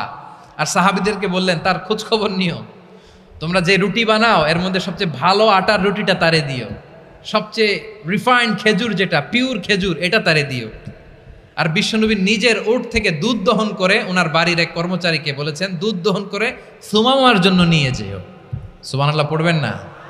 সবাই তো অবাক, ইয়ামামা থেকে আসছে নবীকে হত্যা করতে, বিশ্বনবী দেখে তারে জামাই আদর করে, তাকে মজার মজার খাবার দিও, দুধ দিও, আদর আপ্যায়ন করো। 1 দিন নয়, 2 দিন নয়, টানা 3 দিন বিশ্বনবী এভাবে সুমামার কাছে যেয়ে ইসলামকে প্রেজেন্ট করতে আরম্ভ করলেন, ইসলামকে উপস্থাপন করতে শুরু করলেন। আর তাকে চমৎকার এন্টারটেইনমেন্ট, আপ্যায়ন দিতে আরম্ভ করলেন। টানা 3 দিন যখন ইসলামের দ্য বিউটিজ অফ ইসলাম, ইসলামের সুমহান বাণী, সৌন্দর্য তার কাছে উপস্থাপন শেষ, তাকে আপ্যায়ন শেষ, বিশ্বনবী বললেন সাহাবাদেরকে, যাও এবার সুমামার হাতের পায়ের রশি দুটো খুলে দাও। তারা বললেন, ইয়া রাসূলুল্লাহ, কি বলেন আপনি? ও তো হত্যাকারী, সুযোগ পায় নাই, আপনারে মারতে পারে নাই, ছেড়ে দিলে আবার ও আপনার উপর তলোয়ার নিয়ে ঝাঁপিয়ে পড়বে। নবী, এই সিদ্ধান্ত আপনি নিতে যাবেন না। বিশ্বনবী বললেন, যেটা বলেছি সেটা করো, সুমামার রশিগুলো ছেড়ে দাও, সুমামার হাতে পায়ের রশিগুলো যে তোমরা খুলে দাও। সাহাবারা তর্ক জুড়ে দিলেন, লা ইয়া রাসূলুল্লাহ, এমনটা করবেন না, তো ভয়ঙ্কর, ভয়ঙ্কর খুনি, কি জানি কি হয়ে যায়। বিশ্বনবী বললেন, না, তার হাতে পায়ের রশিগুলো খুলে দাও। সাহাবারা বিশ্বনবীর কথা মতো তার হাতে পায়ের রশিগুলো খুলে দিল। সুমামা মুহূর্তের মধ্যে মসজিদে নববী থেকে বের হয়, ইয়ামামায় ফিরে না যে মসজিদে নববীর পাশে একটা খেজুর বাগান ছিল, সেখানে চলে গেলেন। সেখানে একটা ছোট্ট কুয়া ছিল, কুয়ার পানি দিয়ে তিনি গোসল করলেন। সুবহানাল্লাহ পড়েন। কুয়ার পানি দিয়ে গোসল করে মসজিদে নববীর সামনে এসে বিশ্বনবী এবং সাহাবাদের সামনে দাঁড়িয়ে সাব্বাবা উঁচু করে বললেন, আশহাদু আল্লা ইলাহা ইল্লাল্লাহ ওয়া আশহাদু আন্না মুহাম্মাদান আবদুহু ওয়া রাসূলুহু। আল্লাহু আকবার। আমি সাক্ষ্য দিচ্ছি আল্লাহ ছাড়া কোনো ইলাহ নাই, আর মুহাম্মদ আল্লাহ তাআলার প্রেরিত বান্দা এবং রাসূল। প্রিয় ভাইয়েরা, ইহসান দিয়ে যা জয় করা যায়, কঠোরতা দিয়ে সেটা কঠিনকালেও জয় করা যায় না। আওয়াজ করে বলেন ঠিক কি না? এবার সুমামা দাঁড়িয়ে বলে, ওগো নবী, আমি তো কালিমা পড়ে মুসলমান হয়ে গেলাম, এবার শোনেন, এই মুহূর্তের আগে আপনার চেহারার চাইতে নিকৃষ্ট কোনো চেহারা আমার কাছে ছিল না, কিন্তু শাহাদা পাঠ করার পরে আপনার চেহারার চাইতে উত্তম শ্রেষ্ঠ কোনো চেহারা আমার কাছে আর নাই। ও নবী, আজকের দিনের আগে ইসলাম ধর্মের চেয়ে নিকৃষ্ট অপছন্দনীয় কোনো ধর্ম আমার কাছে ছিল না, কিন্তু এই মুহূর্ত থেকে ইসলামের চেয়ে সেরা শ্রেষ্ঠ পছন্দনীয় কোনো ধর্ম আমার কাছে নাই। নবী গো, আজকের দিনের আগে মদিনার চাইতে অপছন্দনীয় নিকৃষ্ট কোনো শহর আমার কাছে ছিল না, কিন্তু এই মুহূর্তের পর থেকে মদিনার চাইতে কোনো শ্রেষ্ঠ শহর আমার জানা নাই। সে ছিল গমের বড় ডিলার, গম বেচতো। কি বেচতো? তার গম কিনে মক্কার লোকেরা রুটি খাইতো। সে ঘোষণা দিল, আজকে থেকে মক্কাবাসীদের জন্য সব গম আমি হারাম করে দিলাম, মক্কাবাসী এখন না খেয়ে মরে। সুবহানাল্লাহ পড়বেন না? মক্কাবাসী বিশ্বনবীর কাছে আসলেন, এসে বললেন, মুহাম্মদ, আমরা তো তোমার ভাই, তোমার চাচা, তোমার ভাতিজা, তোমার আত্মীয়, তুমি সুমামারে বলো সে যেন আবার গমের সাপ্লাই মক্কার জন্য অনুমতি দিয়ে দেয়। বিশ্বনবীর অনুমতি ক্রমে সুমামা আবার মক্কাতে গম পাঠাতে শুরু করলো। পড়েন সুবহানাল্লাহ। ইহসান, ইহসান দিয়ে আপনি যেটা জয় করতে পারবেন, you can win the heart of your enemies. ইহসান দিয়ে আপনি আপনার শত্রুর হৃদয়কে জয় করতে পারবেন। আওয়াজ করে বলেন ঠিক কি না? এজন্য আল্লাহ বললেন, ওয়া আনফিকু ফি সাবিলিল্লাহি ওয়া লা তুলকু বিআইদিকুম ইলাত তাহলুকা ওয়া আহসিনু ইন্নাল্লাহা ইউহিব্বুল মুহসিনিন। তোমরা আল্লাহর রাস্তায় দান করবে আর নিজেরা নিজেদেরকে ধ্বংসের হাতে ঠেলে দিও না। তোমরা একে অপরের প্রতি ইহসান করবে, কারণ ইহসানকারীদেরকে আল্লাহ বড্ড ভালোবাসেন। সুবহানাল্লাহ পড়েন। আবার সূরা রহমানে আল্লাহ বললেন, হাল জাযাউল ইহসানি ইল্লাল ইহসান ফাবিআইয়ি আলা, সবাই পড়েন, ফাবিআইয়ি আলাই রাব্বিকুমা তুকাযযিবান। ইহসানের প্রতিদান হিসেবে ইহসানি হয়। বিশ্বনবী সুমামার প্রতি যেমন ইহসান করেছেন, সুমামাও ঠিক তেমন ইহসান ফিরিয়ে দিয়েছে। ঠিক কিনা বলেন? তাহলে এক নম্বরে হচ্ছে আদ, ন্যায় বিচার। দুই নম্বরে সবাই বলেন ইহসান, সদাচরণ। ইহসান দুই ধরনের প্রিয় ভাইরা, ইহসান ফিল ইবাদা, ইহসান ফিল মুআমালা। ইহসান ফিল ইবাদা হচ্ছে একাগ্র অনুভবে ইবাদতে ডুব দেওয়া, এর নাম ইবাদতের ইহসান। সুবহানাল্লাহ পড়ে। বিশ্বনবী বলেন ইহসান মানে কি জানো নাকি? হাদিসে জিবরিলে সাইয়েদনা জিবরিল আলাইহিস সালাম বিশ্বনবীকে বললেন, আখবিরনি আনিল ইহসান। নবী আমাদেরকে বলেন ইহসান মানে কি? বিশ্বনবী বললেন, আনতা আবুদাল্লাহা কাআন্নাকা তারাহু ফাইন লাম তাকুন তারাহু ফাইন্নাহু ইয়ারাক। ইহসান মানে হলো এমন ভাবে তুমি আল্লাহর সামনে নিজেকে উজাড় করে ইবাদত করবে, তুমি ভাববে তুমি আল্লাহকে দেখতে পাচ্ছ। আর এটা যদি ভাবা তোমার জন্য কঠিন হয়ে যায়, অন্তত এতটুকু তুমি ভাববা যে আল্লাহ তোমাকে দেখতে পাচ্ছেন। ঠিক কিনা বলেন? ও আমার বীর চট্টলার ভাইয়েরা, কেউ যেটা দেখে না সেটা দেখে কে? এই বিশ্বাস হৃদয়ের মধ্যে আছে? নামাজে যখন দাঁড়ান এই ফিলিংসটা আনা যাবে? হ্যাঁ, এশার সালাত তো এখনো হয় নাই না? আলোচনা শেষে এশার সালাত এখানে অনুষ্ঠিত হবে, তাই না? আচ্ছা বলুন তো, আমরা এশার সালাত পর্যন্ত বেঁচে থাকবো এই গ্যারান্টি আছে কার কার? হাত তোলেন। কয়েকজন হাত তুলছে পেছনে, না বুঝে তুলে ফেলছে। এশা পর্যন্ত যে আমরা হায়াত পাবো কোনো গ্যারান্টি আছে? সবাই আওয়াজ করে বলেন, গ্যারান্টি আছে? গ্যারান্টি নাই। এই জন্য বিষ্ণু ইসলাম বলেছে, এমন ভাবে নামাজে দাঁড়াও, ইবাদত করো, মনে করো হতে পারে এটাই আমার জীবনের শেষ নামাজ। Perform the salah as if this is your last and final prayer. এমন ভাবে সালাতে দাঁড়াও, ভাবো হতে পারে এটাই তোমার জীবনের শেষ নামাজ। এমন ভাবে নামাজে দাঁড়াও, ভাবো এটাই শেষ নামাজ। তাহলে নামাজে একাগ্রতা বাড়ায় দিবে কে? ফলে ইবাদতের ইহসান আমাদের অর্জিত হবে। আর মুআমালাতে ইহসান হলো, বিশ্বনবী বলেন, ইন্নাল্লাহা তাবারাকা ওয়া তাআলা কাতাবাল ইহসানা আলা কুল্লি শাই ফাইদা কাতালতুম ফাআহসিনুল কিতলা ওয়া ইযা যাবাহতুম ফাআহসিনুয যাবহা ওয়ালিয়ুহিদ্দা আহাদুকুম শাফরাতাহু ওয়ালিয়ুরিহ যাবিহাতাহু। ইহসান দুই ধরনের, আওয়াজ করে বলতে হবে কয় ধরনের? সবাই বলুন আওয়াজ করে, কয় ধরনের? একটা হচ্ছে ইহসান ফিল ইবাদা, ইবাদতে ইহসান। ইবাদতে ইহসান কি? একাগ্র অনুভব দিয়ে ইবাদত করা, মন প্রাণ দিয়ে ইবাদত করা। আর মুআমালাতে ইহসান কি? সব কাজে, দৈনন্দিন কাজে, কর্মে, সামাজিক অ্যাক্টিভিটিতে কোমলতা প্রদর্শন করা, অনুগ্রহের সাথে সবকিছু করা। আল্লাহ তাআলা ইন্নাল্লাহা তাবারাকা ওয়া তাআলা কাতাবাল ইহসান আলা কুল্লি শাই, তিনি সব কিছুর ব্যাপারে ইহসানকে আবশ্যক করেছেন, সব কিছুতে। মুমিনের সব কাজে ইহসানের পরশ থাকবে। ওয়া ইযা কাতালতুম ফাহসিনুল কিতলা, বিষ্ণুই বলেন তুমি যখন কাউকে হত্যা করো ইহসানের সাথে করো। সুবহানাল্লাহ পড়বেন না? যখন হত্যা করো তখনও ইহসানের সাথে। আচ্ছা হত্যা করবো আবার ইহসান আসবে করতে করে, তো মেরেই ফেলবো আমি। আল্লাহ, ও ভাই একজন খুন করেছে, খুনি, রাষ্ট্রীয় আইনে তার শাস্তি হয়েছে ডেথ পেনাল্টি, মৃত্যুদণ্ড। এখন মৃত্যুদণ্ড দেখে আপনি যেমনি মন চায় তেমনি মারবেন লোকটারে?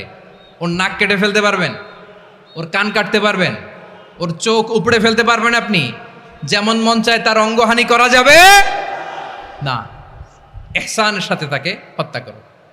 সুবহানাল্লাহ, this is Islam, this is the true essence of Islam. ওয়া ইযা যাবাহতুম ফাহসিনুয যাবহা, যখন জবাই করবে তখনও ইহসানের সাথে জবাই করো। করব জবাই, ওইখানেও নাকি ইহসান। আচ্ছা কুরবানির দিন আমরা পশুগুলোরে কি করি বলেন সবাই আওয়াজ করে? জবাই। জবাই মানে তো এটার মেরেই ফেলতেছি, একটু পরে তো টুকরো টুকরো করে গোশতগুলো খাবো, এটা তো খাবো, এটা তো মেরেই ফেলবে। বিষ্ণু বলে না, জবাইয়ের মধ্যেও মুমিনের জবের ভেতরেও ইহসানের পরশ থাকা চাই। যখন জবাই করবে প্রাণীটাকে হাত পা টাইট করে বেঁধে নাও, ছুরিটাকে শার্পেন করে নাও, ধারালো করে নাও, যাতে অল্প সময়ে জবাইটা হয়ে যায়, প্রাণীটা যাতে কম কষ্ট পায়। সুবহানাল্লাহ পড়েন। দিস ইজ কল্ড ইহসান। ইহসান আল্লাহ তাআলা যেমনি আদলের আদেশ করেছেন, ন্যায় বিচার, জাস্টিস এনশিওর করতে বলেছেন, সমাজে ইহসানের ব্যবহার, ইহসানের অনুশীলন তিনি করতে বলেছেন। এজন্য মুমিনের প্রতিটি কাজে, আমার চট্টগ্রামের ভাইয়েরা আমার দিকে তাকান, খেয়াল করে শুনুন, মুমিন জীবনের প্রতিটি কাজে ইহসানের পরশ থাকা চাই। আমরা যেন আমাদের পরিবারের প্রতি ইহসান করি, আমরা যেন আমাদের কর্মচারীদের প্রতি ইহসান করি, আমরা যেন আমাদের কলিগদের প্রতি ইহসান করি, আমরা যেন আমাদের ভাইদের প্রতি ইহসান করি। মুমিন জীবনের প্রতি কাজে ইহসানের পরশ থাকার দরকার আছে না নাই? কথা বুঝতে পেরেছেন? তাহলে আল্লাহ তাআলার তিনটা আদেশ ছিল, কয়টা গেল? ভুলে গেছে, ভুলে গেছে চট্টগ্রাম। তিনটা আদেশের মধ্যে কয়টা বললাম? প্রথমে কি ছিল? আদল। 2 নম্বরে, 3 নম্বরে রব্বুল আলামিন বললেন ওয়া ইতা ইদিল কুরবা, নিকটাত্মীয়দেরকে দান করো। নিকট আত্মীয়দেরকে দাও, যারা তোমাদের ব্লাড কানেকশনের আত্মীয় তাদেরকে তোমরা দাও। এখানে জেনারেলি বললেন দাও, কি দিব সেটা তিনি এখানে বলেন নাই, সেটা তিনি সূরাতুল ইসরার মধ্যে বলেছেন। আল্লাহ বলেন ওয়া আতিযাল কুরবা হাক্কাহ, নিকট আত্মীয়দেরকে তাদের অধিকার, তাদের প্রাপ্য তোমরা বুঝিয়ে দাও। দেখেন, একটা শান্তির সমাজ, একটা সমৃদ্ধ সমাজ, একটা মানবিক সমাজ গঠনের জন্য আল্লাহ তাআলা বেশি না, মাত্র 3টা অর্ডার, 3টা ভার্ডিক্ট তিনি জারি করেছেন। 1 নাম্বার সুশাসন, ন্যায় বিচার। 2 নাম্বার ইহসান। 3 নাম্বার নিকটাত্মীয়, যারা কাছের, তোমার ভেরি ক্লোজ রিলেশনশিপে আছে, তাদেরকে দাও। দাও, দিলে বাড়িয়ে দেয় কে? অনেকে দিতে চায় না, কৃপণতা করে। দিলে বাড়ায় দেয় কে? ও মিয়া, মদিনার মধ্যে সবচাইতে গরিব সাহাবী ছিল বেলাল রাদিয়াল্লাহু তাআলা আনহু। ওনার এন্টায়ার অ্যাসেট, সম্পদের পরিমাণ কতদূর জানেন? একটা লুঙ্গি। বেলাল রাদিয়াল্লাহু তাআলা আনহু, ওনার টোটাল ওয়েলথের এস্টিমেশন হচ্ছে মাত্র একটা লুঙ্গি।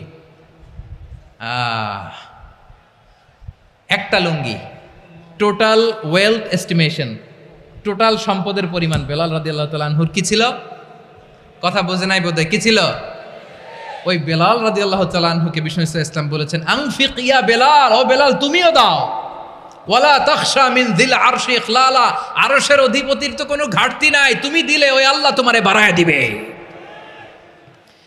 এজন্য আমার প্রিয় ভাইয়েরা, দিলে কমে না, দিলে বাড়ে। অনেকে ধরে রাখে, নতুন কিছু নিতে পারে না, হাত দিয়ে যেটা ধরে রেখেছেন এটা দিয়ে দেন, বড় একটা ধরার সুযোগ পাবেন। জোরে বলেন ঠিক কিনা? ধরেন 5 কেজি ওজনের একটা ধরে রাখছেন, এখন 10, এটা না ছাড়লে 10 কেজি ধরতে পারবেন আপনি? আচ্ছা, 10 কেজির জিনিস একটা আছে হাতে, ওইটা যদি ছেড়ে দেন তাইলেই না 15 কেজি ধরতে পারবেন? কথা বলেন ঠিক কিনা? তাহলে দিলে বাড়িয়ে দেয় কে?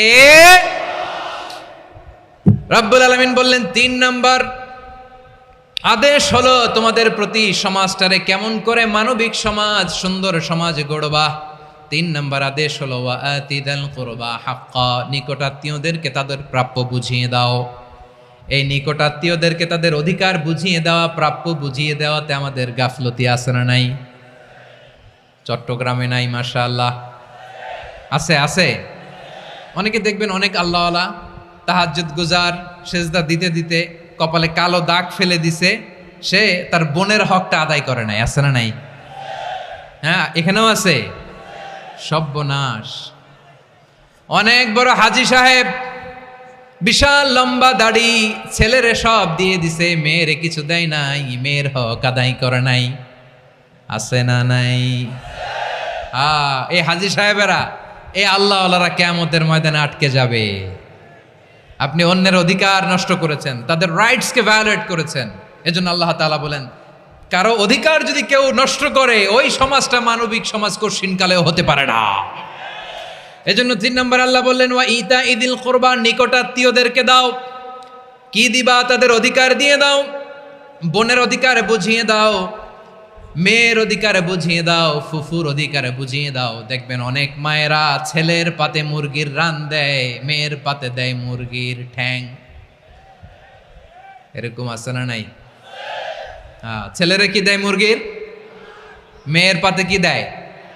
তো মেয়ের কি মুরগির রান খেতে মনে চায় না? মনে চায় না? এমনটা করা যাবে না। নিকটাত্মীয়দেরকে অধিকার দিয়ে দাও, নিকটাত্মীয়ের সাথে সুসম্পর্ক রাখো। আদেশটা কার? এজন্য প্রিয় ভাইয়েরা, জীবনে যদি বারাকা অর্জন করতে চান, নিকটাত্মীয়দের সাথে সুসম্পর্ক রাখতে হবে, তাদের জন্য উপহার পাঠাতে হবে। বিশ্বনবী বলেন লা ইয়াদখুলুল জান্নাতা কাতে, যে ব্যক্তি আত্মীয়তার সম্পর্ককে ছিন্ন করে দেয়, সে কশিনকালেও আল্লাহর জান্নাতে ঢুকবে না। আপনি কি এটারে সহজ হাদিস মনে করছেন? এটা সহজ কথা? আপনি ভাবছেন আপনার নামাজ আপনারে বাঁচাতে পারবে, আপনার রোজা বাঁচাতে পারবে, আপনার তাহাজ্জুদ আপনারে বাঁচাতে পারবে? আপনি অধিকার নষ্ট করলে কিছুই আপনারে বাঁচাতে পারবে না। এজন্য নিকট আত্মীয়দেরকে দিতে হবে বেশি বেশি। বিশ্বনবী বলেন ইন্না সাদাকাতা আলাল মিসকিনি সাদাকা ওয়া আলা যির রাহিমি ইসনাতান সাদাকাতুন ওয়া সিলা। মিসকিন রে দান করলে শুধু দানের সওয়াব হয়, নিকট আত্মীয়কে দান করলে 2টার সওয়াব হয়, সাদাকার সওয়াব হয়, আবার আত্মীয়তার বন্ধন অটুট রাখার সওয়াব হয়ে যায়। আবার বিশ্বনবী বললেন মান সাররাহু আইয়ুবসাতা লাহু ফি রিজকিহি ওয়া ইউনসা লাহু ফি আসারিহি ফালইয়াসিল রাহিমা। যে ব্যক্তি তার রিজিকের প্রশস্ততা চায় আর হায়াতে বরকত চায়, সে যেন তার আত্মীয়ের সাথে সুসম্পর্ক রাখে। আমার প্রিয় চট্টলার ভাইয়েরা, আমাদের রিজিক বাড়ুক, এটা আমরা চাই কি চাই না? সবাই চান? হ্যাঁ, আমাদের রিজিকে প্রশস্ততা আসুক, চাই কি চাই না? আমাদের হায়াতে বরকত আসুক, আমরা চাই কি চাই না? এই 2টা যদি চান, তাহলে নিকটাত্মীয়দের সাথে সুসম্পর্ক রাখবেন। পারবেন? তাহলে সমাজটারে মানবিক সমাজ বানায় দিবে কে? 3টা আদেশ চলে গেল। কয়টা? আওয়াজ করে বলেন। 1 নম্বরে কি ছিল? 2 নম্বরে, 3 নম্বরে নিকটাত্মীয়দেরকে দান। আপনাদেরকে আরো শোনার আগ্রহ আছে? আপনাদের মনোযোগ আছে না গেছে? কষ্ট হচ্ছে না? মাশাআল্লাহ, মাশাআল্লাহ। তাকবীর পড়ুন, লিল্লাহি তাকবীর। আমার প্রিয় ভাইয়েরা, আল্লাহ তাআলা 3টা জিনিসের যেমনি আদেশ করেছেন, অনুরূপভাবে 3টা বিষয় তিনি বারণ করেছেন, নিষেধ করেছেন। ওগুলোর কাছেও যাওয়া যাবে? শুনবেন।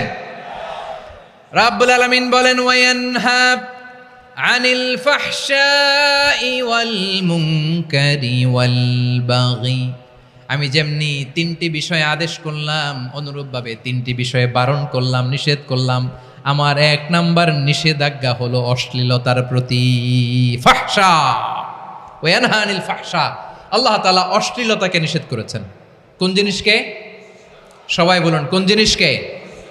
যত ধরনের, যত টাইপের, যত ক্যাটাগরির অশ্লীলতা হতে পারে, সব অশ্লীলতাকে হারাম করেছেন কে? ফাহশা মানে কি? কথায়, কাজে, আচরণে, কমেন্ট, ফেসবুকের কমেন্টসে যত ধরনের নোংরামো আছে, যত ধরনের অশ্লীলতা আছে, এটাকে আরবিতে বলে ফাহশা। এটাকে কি বলে? রাব্বুল আলামিন বলেন, কুল ইন্নামা হাররামা রাব্বিয়াল ফাওয়াহিশা মা যাহারা মিনহা ওয়া মা বাতান। ও নবী, আপনি বলে দেন, আমার রব প্রকাশ্য, অপ্রকাশ্য, স্পষ্ট কিংবা অস্পষ্ট, দৃশ্যমান কিংবা অদৃশ্যমান সব অশ্লীলতাকে হারাম করেছেন। সব ধরনের অশ্লীলতা হারাম, সব ধরনের। আল্লাহ তাআলা আমাদেরকে অশ্লীলতা থেকে বাঁচান, অশ্লীলতা থেকে তিনি আমাদেরকে হেফাজত করুক, পড়েন আমিন। এবার বলেন, আমাদের সমাজে অশ্লীলতা আছে না নাই? চট্টগ্রামে নাই? আমি কই নাই, ওনারা বলে আছে। দেখছেন, আমি সামহাও বাঁচায় দেওয়ার ট্রাই করতেছি, আমি সামহাও বাঁচায় দেওয়ার ট্রাই করতেছি, ওনারা বলে আছে।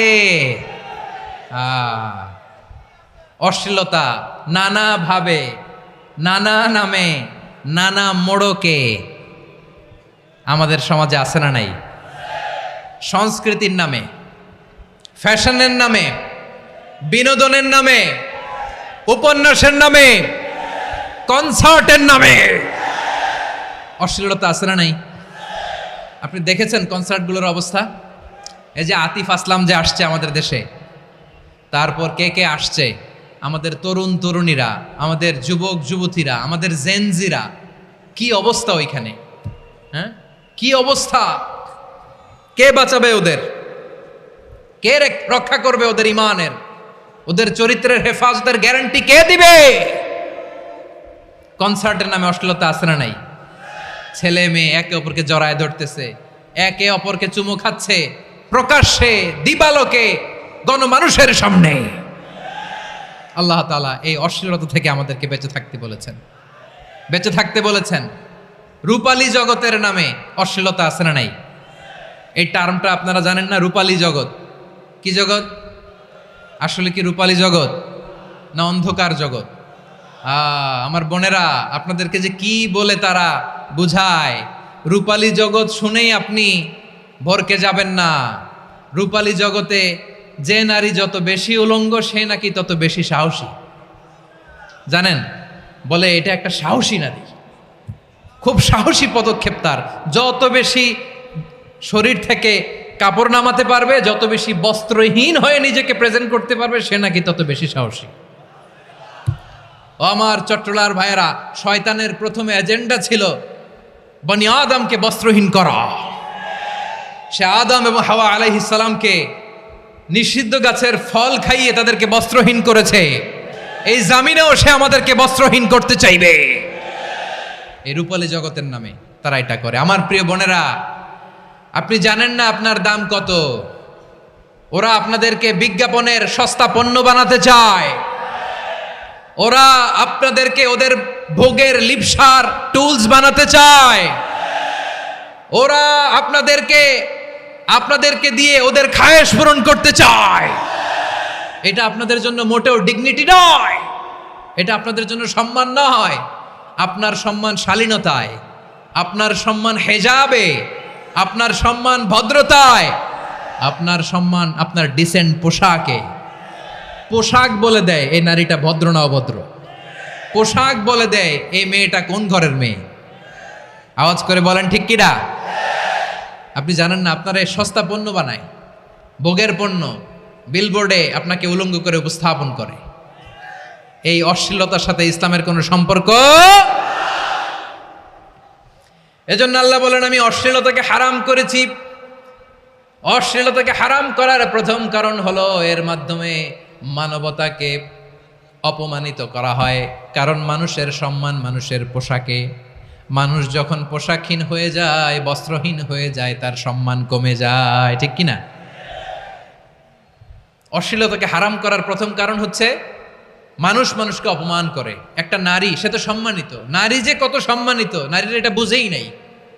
বিশ্বনবী বলেন, আর দুনিয়া কুল্লুহা মাতা ওয়া খায়রু মাতা'আদ দুনিয়া আল মারআতুস সালিহা। আমার বোনেরা, 5টা প্যান্ডেলে আপনারা এলইডিতে আমার আলোচনা শুনছেন, আমি জানি। আপনাদের এই গর্ভ যে কত দামি আপনি জানেন না। আপনার পেট থেকেই আসবে আগামী দিনের সালাহুদ্দিন আল আইয়ুবী। আপনার পেট থেকেই আসবে অনাগত দিনের ইমাম মাহদী আল মুনতাযর। আপনার পেট থেকেই আসবে অনাগত দিনের ফয়সাল, ওয়াসিম, মুগ্ধ, আবু সাইদের মতো বীর যোদ্ধা।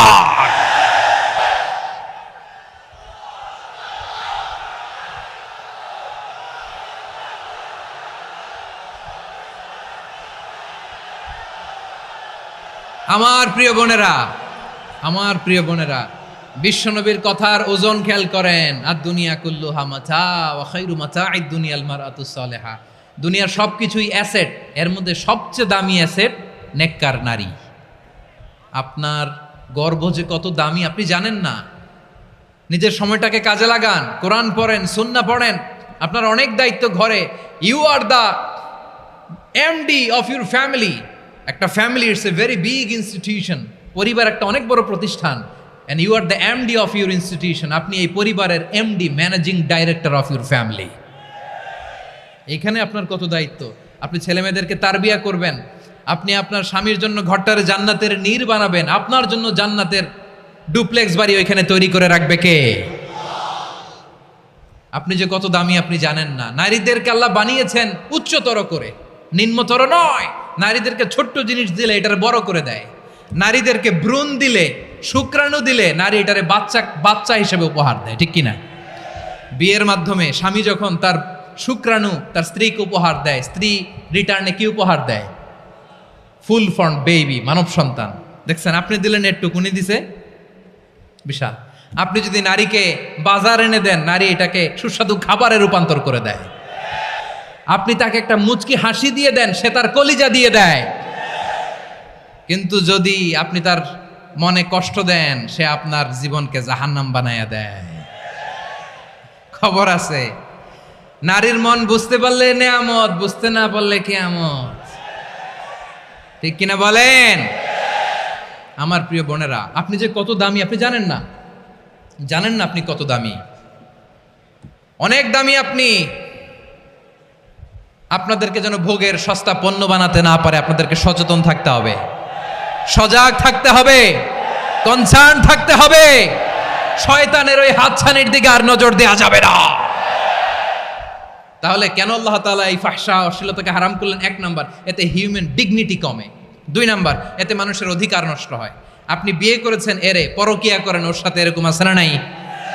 স্ত্রীর অধিকার নষ্ট করেছেন। আপনি বিবাহ সম্পর্কে আবদ্ধ হয়েছেন তার সাথে, আপনি পরকিয়া করেন ওই ছেলের সাথে, আপনি আপনার হাজবেন্ডের সাথে বিট্রে করেছেন। এজন্য আল্লাহ অশ্লীলতাকে হারাম করেছেন। অশ্লীলতাকে হারাম করার আরেকটা কারণ হচ্ছে আল্লাহ তাআলা এই হিউম্যান জেনারেশনকে এটাকে প্রিজার্ভ করতে চায়। হিফজুন নাসল, এটা মাকাসিদুশ শরিয়ার অনেক গুরুত্বপূর্ণ একটা মাকাসিদ, অনেক গুরুত্বপূর্ণ। আপনার নাসাল, আপনার জেনারেশনকে সংরক্ষণ করা। এই যে আসতেছে ফেব্রুয়ারি, কত ফেব্রুয়ারি জানো? এটা কি বিশ্ব ভালোবাসা দিবস? হ্যাঁ, কি দিবস? এই বিশ্ব ভালোবাসা দিবসের সাথে মুসলমানদের কোনো সম্পর্ক নাই। আমার প্রিয় ভাইরা, এই যে আপনি অবৈধ সম্পর্কে জড়ালেন, কেন আল্লাহ অশ্লীলতাকে হারাম করেছে দেখেন। বলতেছিলাম যে এটা আপনার নাসাল, আপনার জেনারেশন, আপনার লিনিয়েজ, আপনার বংশকে প্রিজার্ভ করা। কে কার বাবা, কে কার মা, বাবা মা জানা, প্রজন্মকে প্রিজার্ভ করা, এটা ইসলাম ওয়াজিব করে দিয়েছে। এই যে অবৈধ সম্পর্কের কারণে, বিশ্ব বেহায়া দিবসের কারণে, এগুলোর আউটকাম, আউটপুট হিসেবে মাঝে মাঝে এই ঢাকা মেডিকেলের ডাস্টবিনে নবজাতকের বাচ্চার কান্নার আওয়াজ শুনতে পাওয়া যায়। চট্টগ্রাম মেডিকেলের ডাস্টবিনে নবজাতকের কান্না শুনতে পাওয়া যায়। বীর চট্টলার মুসলমানেরা বুঝতে পারলে আওয়াজ করে বলেন, এই যে চট্টগ্রাম মেডিকেলে যে নবজাতকটা পাওয়া গেল, ওর বাবাকে আমাকে বলেন। ওর বাবাকে, ওর মাকে, ও কোন ফ্যামিলির সন্তান কেউ জানে? আপনি হিউম্যান ডিগনিটিকে অপমান করেছেন না? আপনি তার ভবিষ্যৎকে অন্ধকার করেছেন না? আপনি তার লিনিয়েজকে প্রশ্নবিদ্ধ করে দিয়েছেন না? এই জন্য আল্লাহ তাআলা অশ্লীলতাকে আমাদের জন্য হারাম করে দিয়েছেন। পড়েন সুবহানাল্লাহ। এই জন্য রাব্বুল আলামিন বলেন, কুল ইন্নামা حرم ربي الفواحش ما ظهر منها وما بطن প্রকাশ্য অপ্রকাশ্য সব অশ্লীলতাকে হারাম ঘোষণা করে দিয়েছে কে? আবার দুনিয়ার বুকে যারা অশ্লীলতার প্রসার করে তাদের জন্য শাস্তি মজুদ রেখেছে কে? রব্বুল আলামিন বলেন, ইন্নাল্লাযীনা ইউহিব্বুনা আন তাশিআল ফাহিশাতু ফিল্লাযীনা আমানু লাহুম আযাবুন আলীমুন ফিদ দুনিয়া ওয়াল আখিরাতি ওয়াল্লাহু ইয়ালামু ওয়া আনতুম লা তা'লামুন।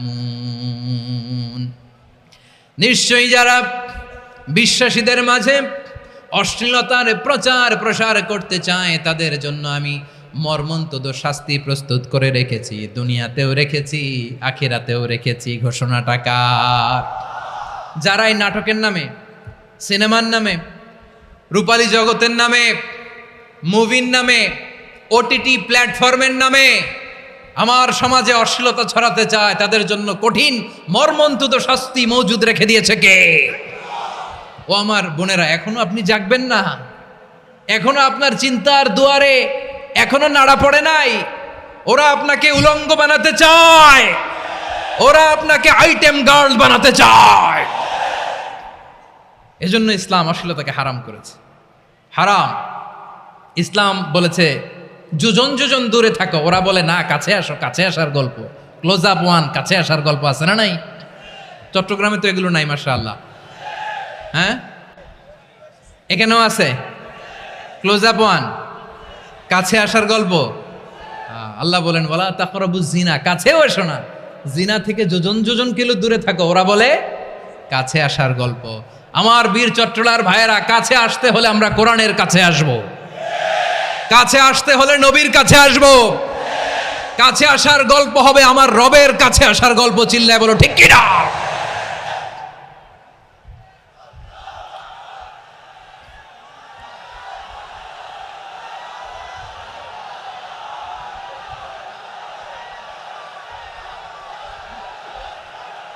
বসুন বসুন আমার ভাইয়েরা। তাহলে অশ্লীলতার সাথে আমাদের কোনো সম্পর্ক? সবাই বলতে পারেননি, আওয়াজ করে বলুন, অশ্লীলতার সাথে আমাদের কোনো সম্পর্ক? আমরা এই সমস্ত ক্লোজ আপ ওয়ান, কাছে আসার গল্পের প্রোগ্রামে যাব? আমরা কোন ধরনের অশ্লীল কন্টেন্ট সোশ্যাল মিডিয়ায়, টিভিতে দেখব? কি যুগ যে আমরা কাটাচ্ছি আপনি কল্পনা করতে পারবেন না। পর্ন ইন্ডাস্ট্রি, নারী পুরুষের বস্ত্রহীন যুগল দৃশ্য, এটাকে দিয়ে ওরা কোটি ডলারের ইন্ডাস্ট্রি বানিয়েছে। পুরো মানব ইতিহাসে এরকম জঘন্য সময় মানব ইতিহাস পার করে নাই। পর্ন এটা ইন্ডাস্ট্রি হয়ে গেছে। আমাদের এই যুবকগুলো, জেনজিগুলো, ওদের চরিত্র বাঁচাবে কি করে? কেমন করে হেফাজত করবে ওদের এই মূল্যবান চরিত্র? সুস্থ পুরুষ তার বায়োলজিক্যাল গ্রোথকে হরমোন দিয়ে স্টপ করে দিয়ে সে সার্জারি করে নারী হতে চায়, সুস্থ নারী পুরুষ হতে চায়। পুরুষ পুরুষের প্রতি সেক্সুয়ালি আকর্ষণ বোধ করে। এটা লূত আলাইহিস সালামের কওমের মধ্যে ছিল। এটাকেও আল্লাহ কোরআনে ফাহিশা বলেছেন।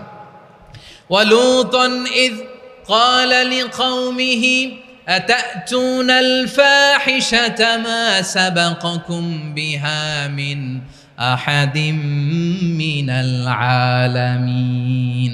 লূত আলাইহিস সালাম বললেন, তোমরা কি এমন এক অশ্লীল কার্যক্রমে ডুব দিলে নাকি যেটা গোটা বিশ্বের কেউ কখনো করে নাই, তোমরাই প্রথম করেছো? পড়েন নাউযুবিল্লাহ। এই পশ্চিমের এই রোগ আমার দেশে যেন আসতে না পারে, আমাদের সজাগ থাকতে হবে। প্রিয় ভাইরা, চিল্লায় বলেন ঠিক কিনা? পশ্চিমের অবস্থা ভয়ঙ্কর। পাশ্চাত্যে, আমি যুক্তরাষ্ট্রে ছিলাম অনেকদিন, কয়েক মাস, বিভিন্ন স্টেটে ঘুরেছি। গার্ডিয়ানরা উদ্বিগ্ন, ছেলে মেয়েদেরকে, ছোট্ট ছেলে মেয়ে, ওদেরকে জিজ্ঞেস করে, তুমি how do you feel right now inside yourself? তুমি ভিতরে ভিতরে কেমন ফিল করো? তোমার কি ছেলে ছেলে লাগে না মেয়ে মেয়ে লাগে? আচ্ছা বলেন, এই ছোট্ট বাচ্চাটাও কি এগুলো জেন্ডার অ্যাসাইনমেন্ট বলতে এগুলো কিছু বুঝে? এইভাবে মিসগাইড করা হচ্ছে। কৌতূহল বশত ছোট্ট ছেলে যদি বলে আমার তো মেয়ে মেয়ে লাগে, তখন বলে যে না তুমি মেয়ে, ছেলে না। মা বাবা বাধা দিলে ওকে আলাদা গভর্নমেন্ট হাউসে নিয়ে যায়। ভয়ঙ্করতম অবস্থা। আমরা একটা সময়ে শুনতাম যে হুজুর আমার ছেলেটা খুব ভালো, হাফেজে কোরআন, আল্লাহওয়ালা। হুজুর আমার ছেলে দাড়ি রাখছে, আল্লাহওয়ালা। হুজুর আমার ছেলে 5 ওয়াক্ত সালাত জামাতের সাথে পড়ে, তার মানে আল্লাহওয়ালা। পশ্চিমে যে আমি কি শুনছি জানেন? ওরা বলে হুজুর আমার ছেলেটা ইউনিভার্সিটির একটা মেয়ের সাথে প্রেম করে, ও খুব আল্লাহওয়ালা, হুজুর দোয়া করবেন। এর কারণ ওদের কাছে আল্লাহওয়ালার ক্রাইটেরিয়া হচ্ছে হুজুর আমার ছেলেটা আরেক ছেলের পছন্দ করে নাই, আমার মেয়েটা আরেক মেয়েকে ভালোবাসে নাই, এজন্য আমার ছেলেটা আল্লাহওয়ালা, হুজুর ওর জন্য একটু দোয়া করে দিয়েন। কি চ্যালেঞ্জ ওরা ফেস করতেছে। ওনার ছেলে যে আরেক ছেলেরে বিয়ে করবে না, এটাতেই উনি খুশি যে আলহামদুলিল্লাহ আমার ছেলেটা একটা মেয়েরে ভালোবাসে, আমার মেয়েটা একটা ছেলেরে ভালোবাসে, মানে এটা খুব আল্লাহওয়ালা। নাউজুবিল্লাহ পড়তে পারলেন না? এজন্য অশ্লীলতার সাথে আমাদের কোনো সম্পর্ক। রাব্বুল আলামিন বলেন ওয়ায়ানহা আনিল ফাহশাই ওয়াল মুনকারি ওয়াল বাগি, 3টা জিনিসকে আমি নিষিদ্ধ করলাম। 1 নাম্বার হলো ফাহশা, অশ্লীলতা। 2 নম্বরে হলো মুনকার, সমস্ত মন্দ কাজ। আপনাদের মনোযোগ আছে না? শেষ করে দিব? আর 2-1 মিনিট শুনবেন? আচ্ছা বলি তাহলে, আর 2-1 মিনিট। তাহলে নিষেধাজ্ঞা জারি করেছেন 3টা জিনিসের উপর। 1 নাম্বার কি? ফাহশা, অশ্লীলতা। 2 নাম্বার মুনকার। মুনকার মানে হচ্ছে যত মন্দ কাজ, খারাপ কাজ, বাজে কাজ, এটার বলে মুনকার। এটার কি বলে? আপনারা পড়ছেন না তা'মুরুনা বিল মা'রুফি ওয়া তানহাউনা আনিল মুনকার। ভালো কাজের আদেশ, সৎ কাজের আদেশ, অসৎ কাজের নিষেধ। মুনকার, মুনকার হচ্ছে মানুষের স্বাভাবিক বিবেকবোধ যেটাকে খারাপ বলে, ওইটাই মুনকার। পৃথিবীর সব আসমানি গ্রন্থ যেটাকে খারাপ বলেছে, মানুষের স্বাভাবিক বিবেকবোধ যেটাকে খারাপ বলেছে, এগুলো সব মুনকার। যেমন ইফটিজিং, এটা কি ভালো না খারাপ? মজুদদারি, খাদ্যে ভেজাল দেওয়া, ওজনে কম দেওয়া, মাছে ফরমালিন মিশানো, চাঁদাবাজি, টেন্ডারবাজি, দখলবাজি, এগুলো আমাদের স্বাভাবিক বিবেকেই বলে এগুলো খারাপ, এগুলো হচ্ছে মুনকার। আল্লাহ তাআলা এই মুনকার থেকে আমাদেরকে বেঁচে থাকতে বলেন, আর শয়তান এই মুনকারের প্রতি আমাদেরকে উদ্বুদ্ধ করে। আল্লাহ তাআলা বললেন ইয়া আইয়ুহাল্লাযীনা আমানু লা তাত্তাবিউ খুতুওয়াতিশ শাইতান ومن يتبع خطوات الشيطان فإنه يأمر بالفحشاء والمنكر। আল্লাহ বললেন আমার গোলামেরা শোনো শোনো, ও আমার বিশ্বাসী বান্দারা খবরদার, তোমরা কশিনকালেও শয়তানের পদাঙ্ক অনুসরণ করবে না, কারণ শয়তান তোমাদেরকে অশ্লীলতা এবং মন্দ কাজের দিকে উদ্বুদ্ধ করে। আমাদের কাজ হচ্ছে শয়তান আমাদেরকে যেদিকে নিতে চায় আমরা তার উল্টা দিকে যাব, ঠিক কিনা বলেন? শয়তান এই মন্দ কাজকে আমাদের কাছে বিউটিফাই করে, চাকচিক্যময় করে আমাদের সামনে উপস্থাপন করে। এজন্য আল্লাহ বলেন মুনকারকে থামাতে হবে, মুনকার প্রতিরোধ করতে হবে। মুনকার প্রতিরোধের দায়িত্ব শুধু আমাদের নাকি? শুধু আপনার খতিব সাহেবের, ইমাম সাহেবের, নাকি মুসলিম উম্মার সবার? আওয়াজ করে বলুন, মুনকার অসৎ কাজ প্রতিরোধের দায়িত্ব কার? রাব্বুল আলামিন বলেন কুনতুম খায়রা উম্মাতিন উখরিজাত লিন-নাসি তা'মুরুনা বিল মা'রুফি ওয়া তানহাউনা আনিল মুনকার। তোমাদেরকে শ্রেষ্ঠ জাতি করে জমিনের মধ্যে আবির্ভূত করা হয়েছে, যাতে করে তোমরা জমিনের ভেতরে সৎ কাজের আদেশ করতে পারো আর অসৎ কাজের নিষেধ করতে পারো। উম্মাহ কুনতুম খায়রা, তাহলে গোটা উম্মার দায়িত্ব, এটা বুঝতে পারছেন তো? আচ্ছা আরো নিচে আসেন। এরপরে আল্লাহ বললেন শুধু উম্মাহ না, এই জমিনের রাজত্ব আমি যাদের হাতে দেই, এই জমিনের মালিক আমি যাদেরকে বানিয়ে দেই, যাদেরকে আমি সরকারের দায়িত্ব দেই, তাদেরকেও মুনকার প্রতিরোধের দায়িত্ব দিয়েছে কে? আল্লাহ বলেন যারা ক্ষমতার মসনদে বসেছে তাদেরকে 4 দফা কর্মসূচি আমি আল্লাহ দিলাম। আওয়াজ করে বলেন কয় দফা? আল্লাহ বলেন আল্লাযীনা ইম্মাক্কান্নাহুম ফিল আরদি আকামুস সালাতা ওয়া আতাউজ যাকাতা ওয়া আমারু বিল মা'রুফি ওয়া নাহাউ আনিল মুনকার ওয়ালিল্লাহি আকিবাতুল উমুর। যারা এই জমিনের উত্তরাধিকার হয়েছে তারা 4 দফা কর্মসূচি নিয়ে সামনে আগাবা। সালাত কায়েম করবা, যাকাত আদায় করবা, সৎ কাজের আদেশ দিবা, অসৎ কাজ থেকে মুনকার প্রতিরোধ করবা। আদেশটা কার? আমার প্রিয় চট্টলার ভাইরা, পুরো উম্মার দায়িত্ব মুনকার প্রতিরোধ করা, সরকার প্রধানের দায়িত্ব মুনকার প্রতিরোধ করা। এরপর আল্লাহ বলেন প্রতিটা ফ্যামিলির যিনি প্রধান সিইও বাবা, প্রত্যেক বাবারও দায়িত্ব এই মুনকার প্রতিরোধ করা। আওয়াজ করে বলেন ঠিক কিনা? যেমনটি সাইয়েদনা লোকমান আলাইহিস সালাম ওনার কলিজার টুকরা সন্তানকে আদেশ করেছেন, ইয়া বুনাইয়া আকিমিস সালাতা ওয়া'মুর বিল মা'রুফি ওয়ানহা আনিল মুনকার। পড়েন সুবহানাল্লাহ। বাবা ছেলেকে সবক দিচ্ছে। কে সবক দিচ্ছে? কাকে? লোকমান আলাইহিস সালাম ছেলেকে বলতেছে, ওরে আমার কলিজার টুকরা সন্তান, ওরে আমার বাছা, নামাজ কায়েম করবা, সৎ কাজের আদেশ দিবা, আর মুনকার প্রতিরোধ করবা, অসৎ কাজ সমাজ থেকে খারাপ কাজকে ঝেঁটে বিদায় করে দিবা। তাহলে দেখেন আমি স্টেপ বাই স্টেপ নামলাম। পুরা উম্মার দায়িত্ব, জমিনের উত্তরাধিকারী আল্লাহ যাদেরকে বানিয়েছেন সরকার, তাদের দায়িত্ব, প্রতিটি ফ্যামিলির প্রধানের দায়িত্ব। এরপরে বিশ্বনবী বলেন সচেতন প্রতিটি মুসলিমের দায়িত্ব সমাজ থেকে মুনকারকে উৎখাত করা। বিশ্বনবী বলেছেন, মান রাআ মিনকুম মুনকারান ফালিয়ুগাইয়িরহু বিয়াদিহি ফাইন লাম ইয়াস্তাতি ফাবিলিসানিহি ওয়া ইন লাম ইয়াস্তাতি ফাবিকলবিহি ওয়া যালিকা আদআফুল ঈমান। সমাজে যে মুনকার দেখবে, খারাপ কাজ দেখবে, সেজন্য হাত দিয়ে সেটাকে থামায়। কি দিয়ে? আপনাদের তো হাত নাই না? হাত আছে, হাত আছে। ওরা যেই হাত দিয়ে অন্যায় করে ওইটা প্রতিরোধের জন্য আমাদেরও হাত আছে না নাই? থামাতে হবে, থামাতে হবে।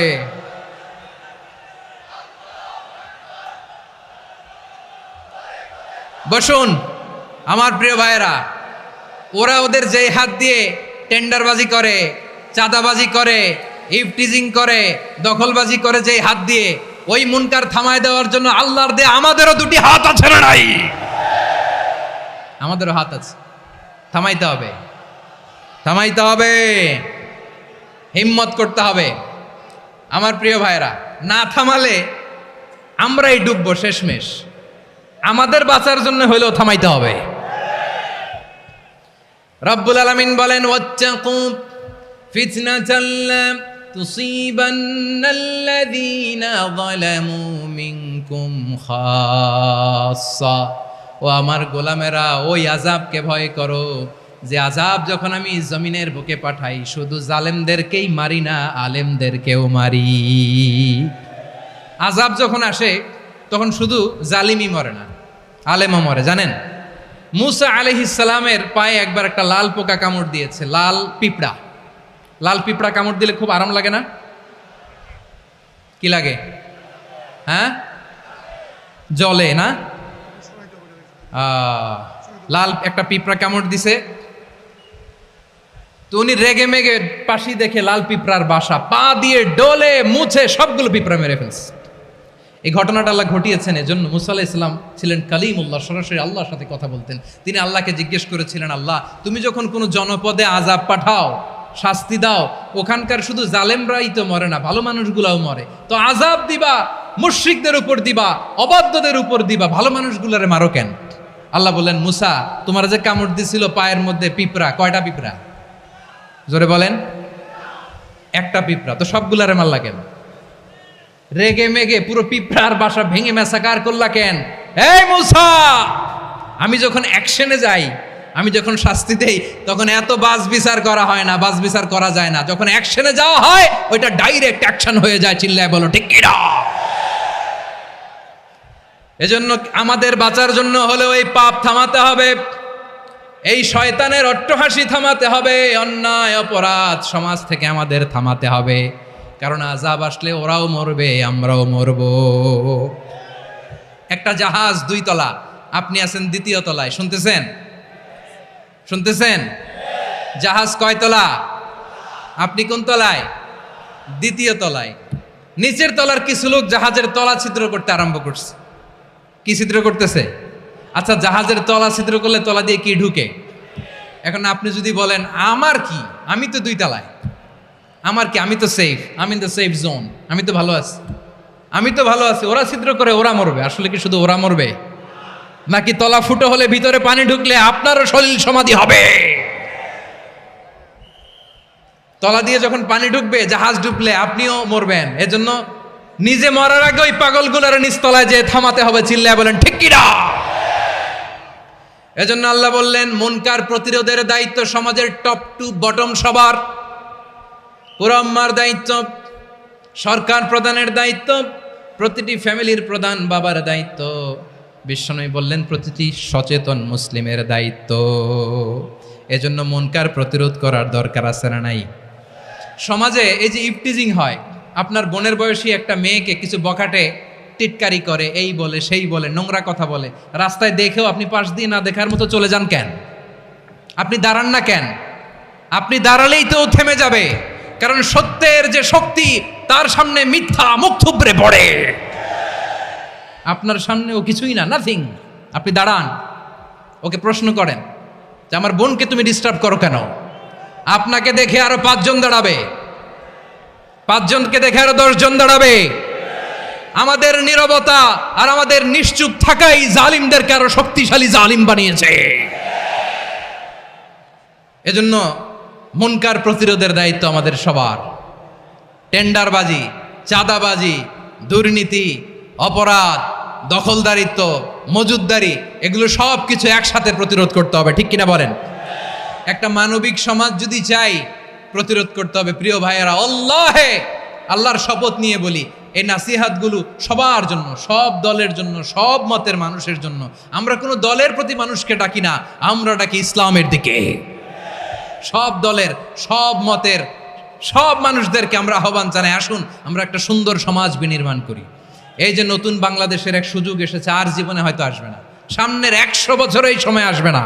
আসুন দেশটাকে আমরা সাজাই, আসুন আমরা দুর্নীতি বন্ধ করি, আসুন আমরা চাঁদাবাজি বন্ধ করি, আসুন আমরা দখলদারিত্ব বন্ধ করি, আসুন আমরা এক দল আরেক দলকে নিশ্চিহ্ন করার যে রাজনীতি, এটা বন্ধ করি। সব দলের প্রতি আমার আহ্বান। আমি কিছুদিন আগে একটা নিউজ দেখলাম, ওই যে লন্ডনে বসে জনাব তারেক রহমান সাহেবকে আমি ধন্যবাদ দিতে চাই। উনি সংবাদ শোনা মাত্রই ওনার দলের অনেক চাঁদাবাজকে উনি বহিষ্কার করেছে। I do appreciate. প্রতিটি দলের এরকম ইনিশিয়েটিভ নেওয়ার দরকার আছে না নাই? যে কোনো দলে এই প্র্যাকটিসটা থাকার দরকার আছে না নাই? চাঁদাবাজদের সাথে আপনারা নিজেদেরকে মুক্ত ঘোষণা করবেন যে এরা আমার দলের কর্মী হতে পারে না। আমরা চাঁদাবাজ মুক্ত বাংলাদেশ চাই, জুলুম মুক্ত বাংলাদেশ চাই, ফ্যাসিজম মুক্ত বাংলাদেশ চাই, গুণ খুন খারাপি মুক্ত বাংলাদেশ চাই।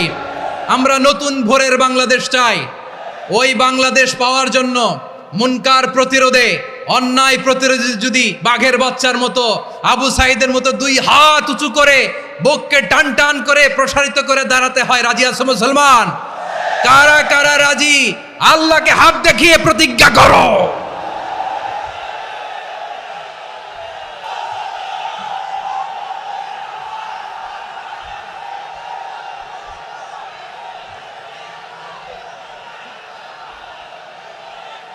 আমার প্রিয় ভাইয়েরা, বসুন বসুন আমার ভাইয়েরা।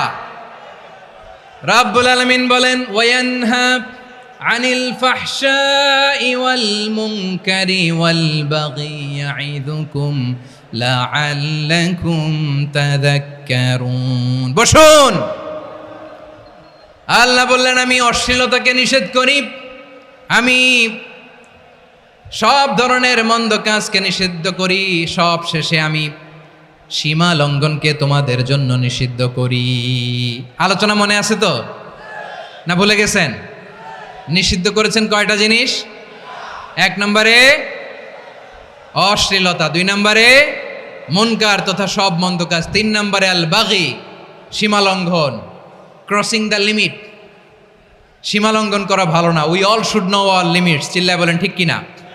একই আয়াতে আল্লাহ বললেন, কুল ইন্নামা হাররামা রাব্বিয়াল ফাওয়াহিশা মা যাহারা মিনহা ওয়া মা বাতানা ওয়াল ইসমা ওয়াল বাগিয়া বিগাইরিল হক। অন্যায়ভাবে যে অবাধ্য হয়, যে সীমা লঙ্ঘন করে, তাদেরকেও আমি এটা হারাম করে দিলাম। সীমা লঙ্ঘন করা হারাম, সীমা লঙ্ঘন করা হারাম। আল্লাহ বারবার বারবার আমাদেরকে ওয়ার্নিং দেয়। যখন আমরা থামি না তখন আল্লাহ ধরে, আর যখন ধরে তখন ছাড়ে না। ধরে ধরে ধরে না, ধরলে আল্লাহ। ফেরাউনকে কিন্তু হুট করে ধরে নাই, আপনারা জানেন 9 বার ওয়ার্নিং দিয়েছে। ফেরাউনকে আল্লাহ তাআলা ওয়ার্নিং দিয়েছিল কয়বার? বীর চট্টলার বীর সেনানীরা আওয়াজ করে বলেন, ফেরাউনকে ধরার আগে ওয়ার্নিং দেওয়া হয়েছিল কয়টা?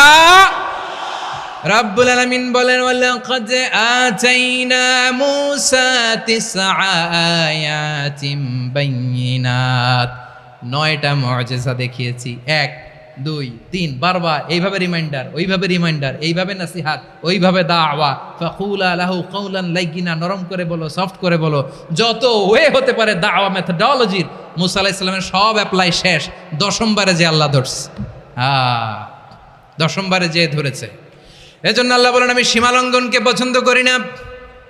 কোরআনের অন্য আয়াতে বাগীকে বলা হয়েছে আল ইতিদা, সীমালঙ্ঘন যারা করে তাদেরকে আল্লাহ বলেছেন মুতাদিন।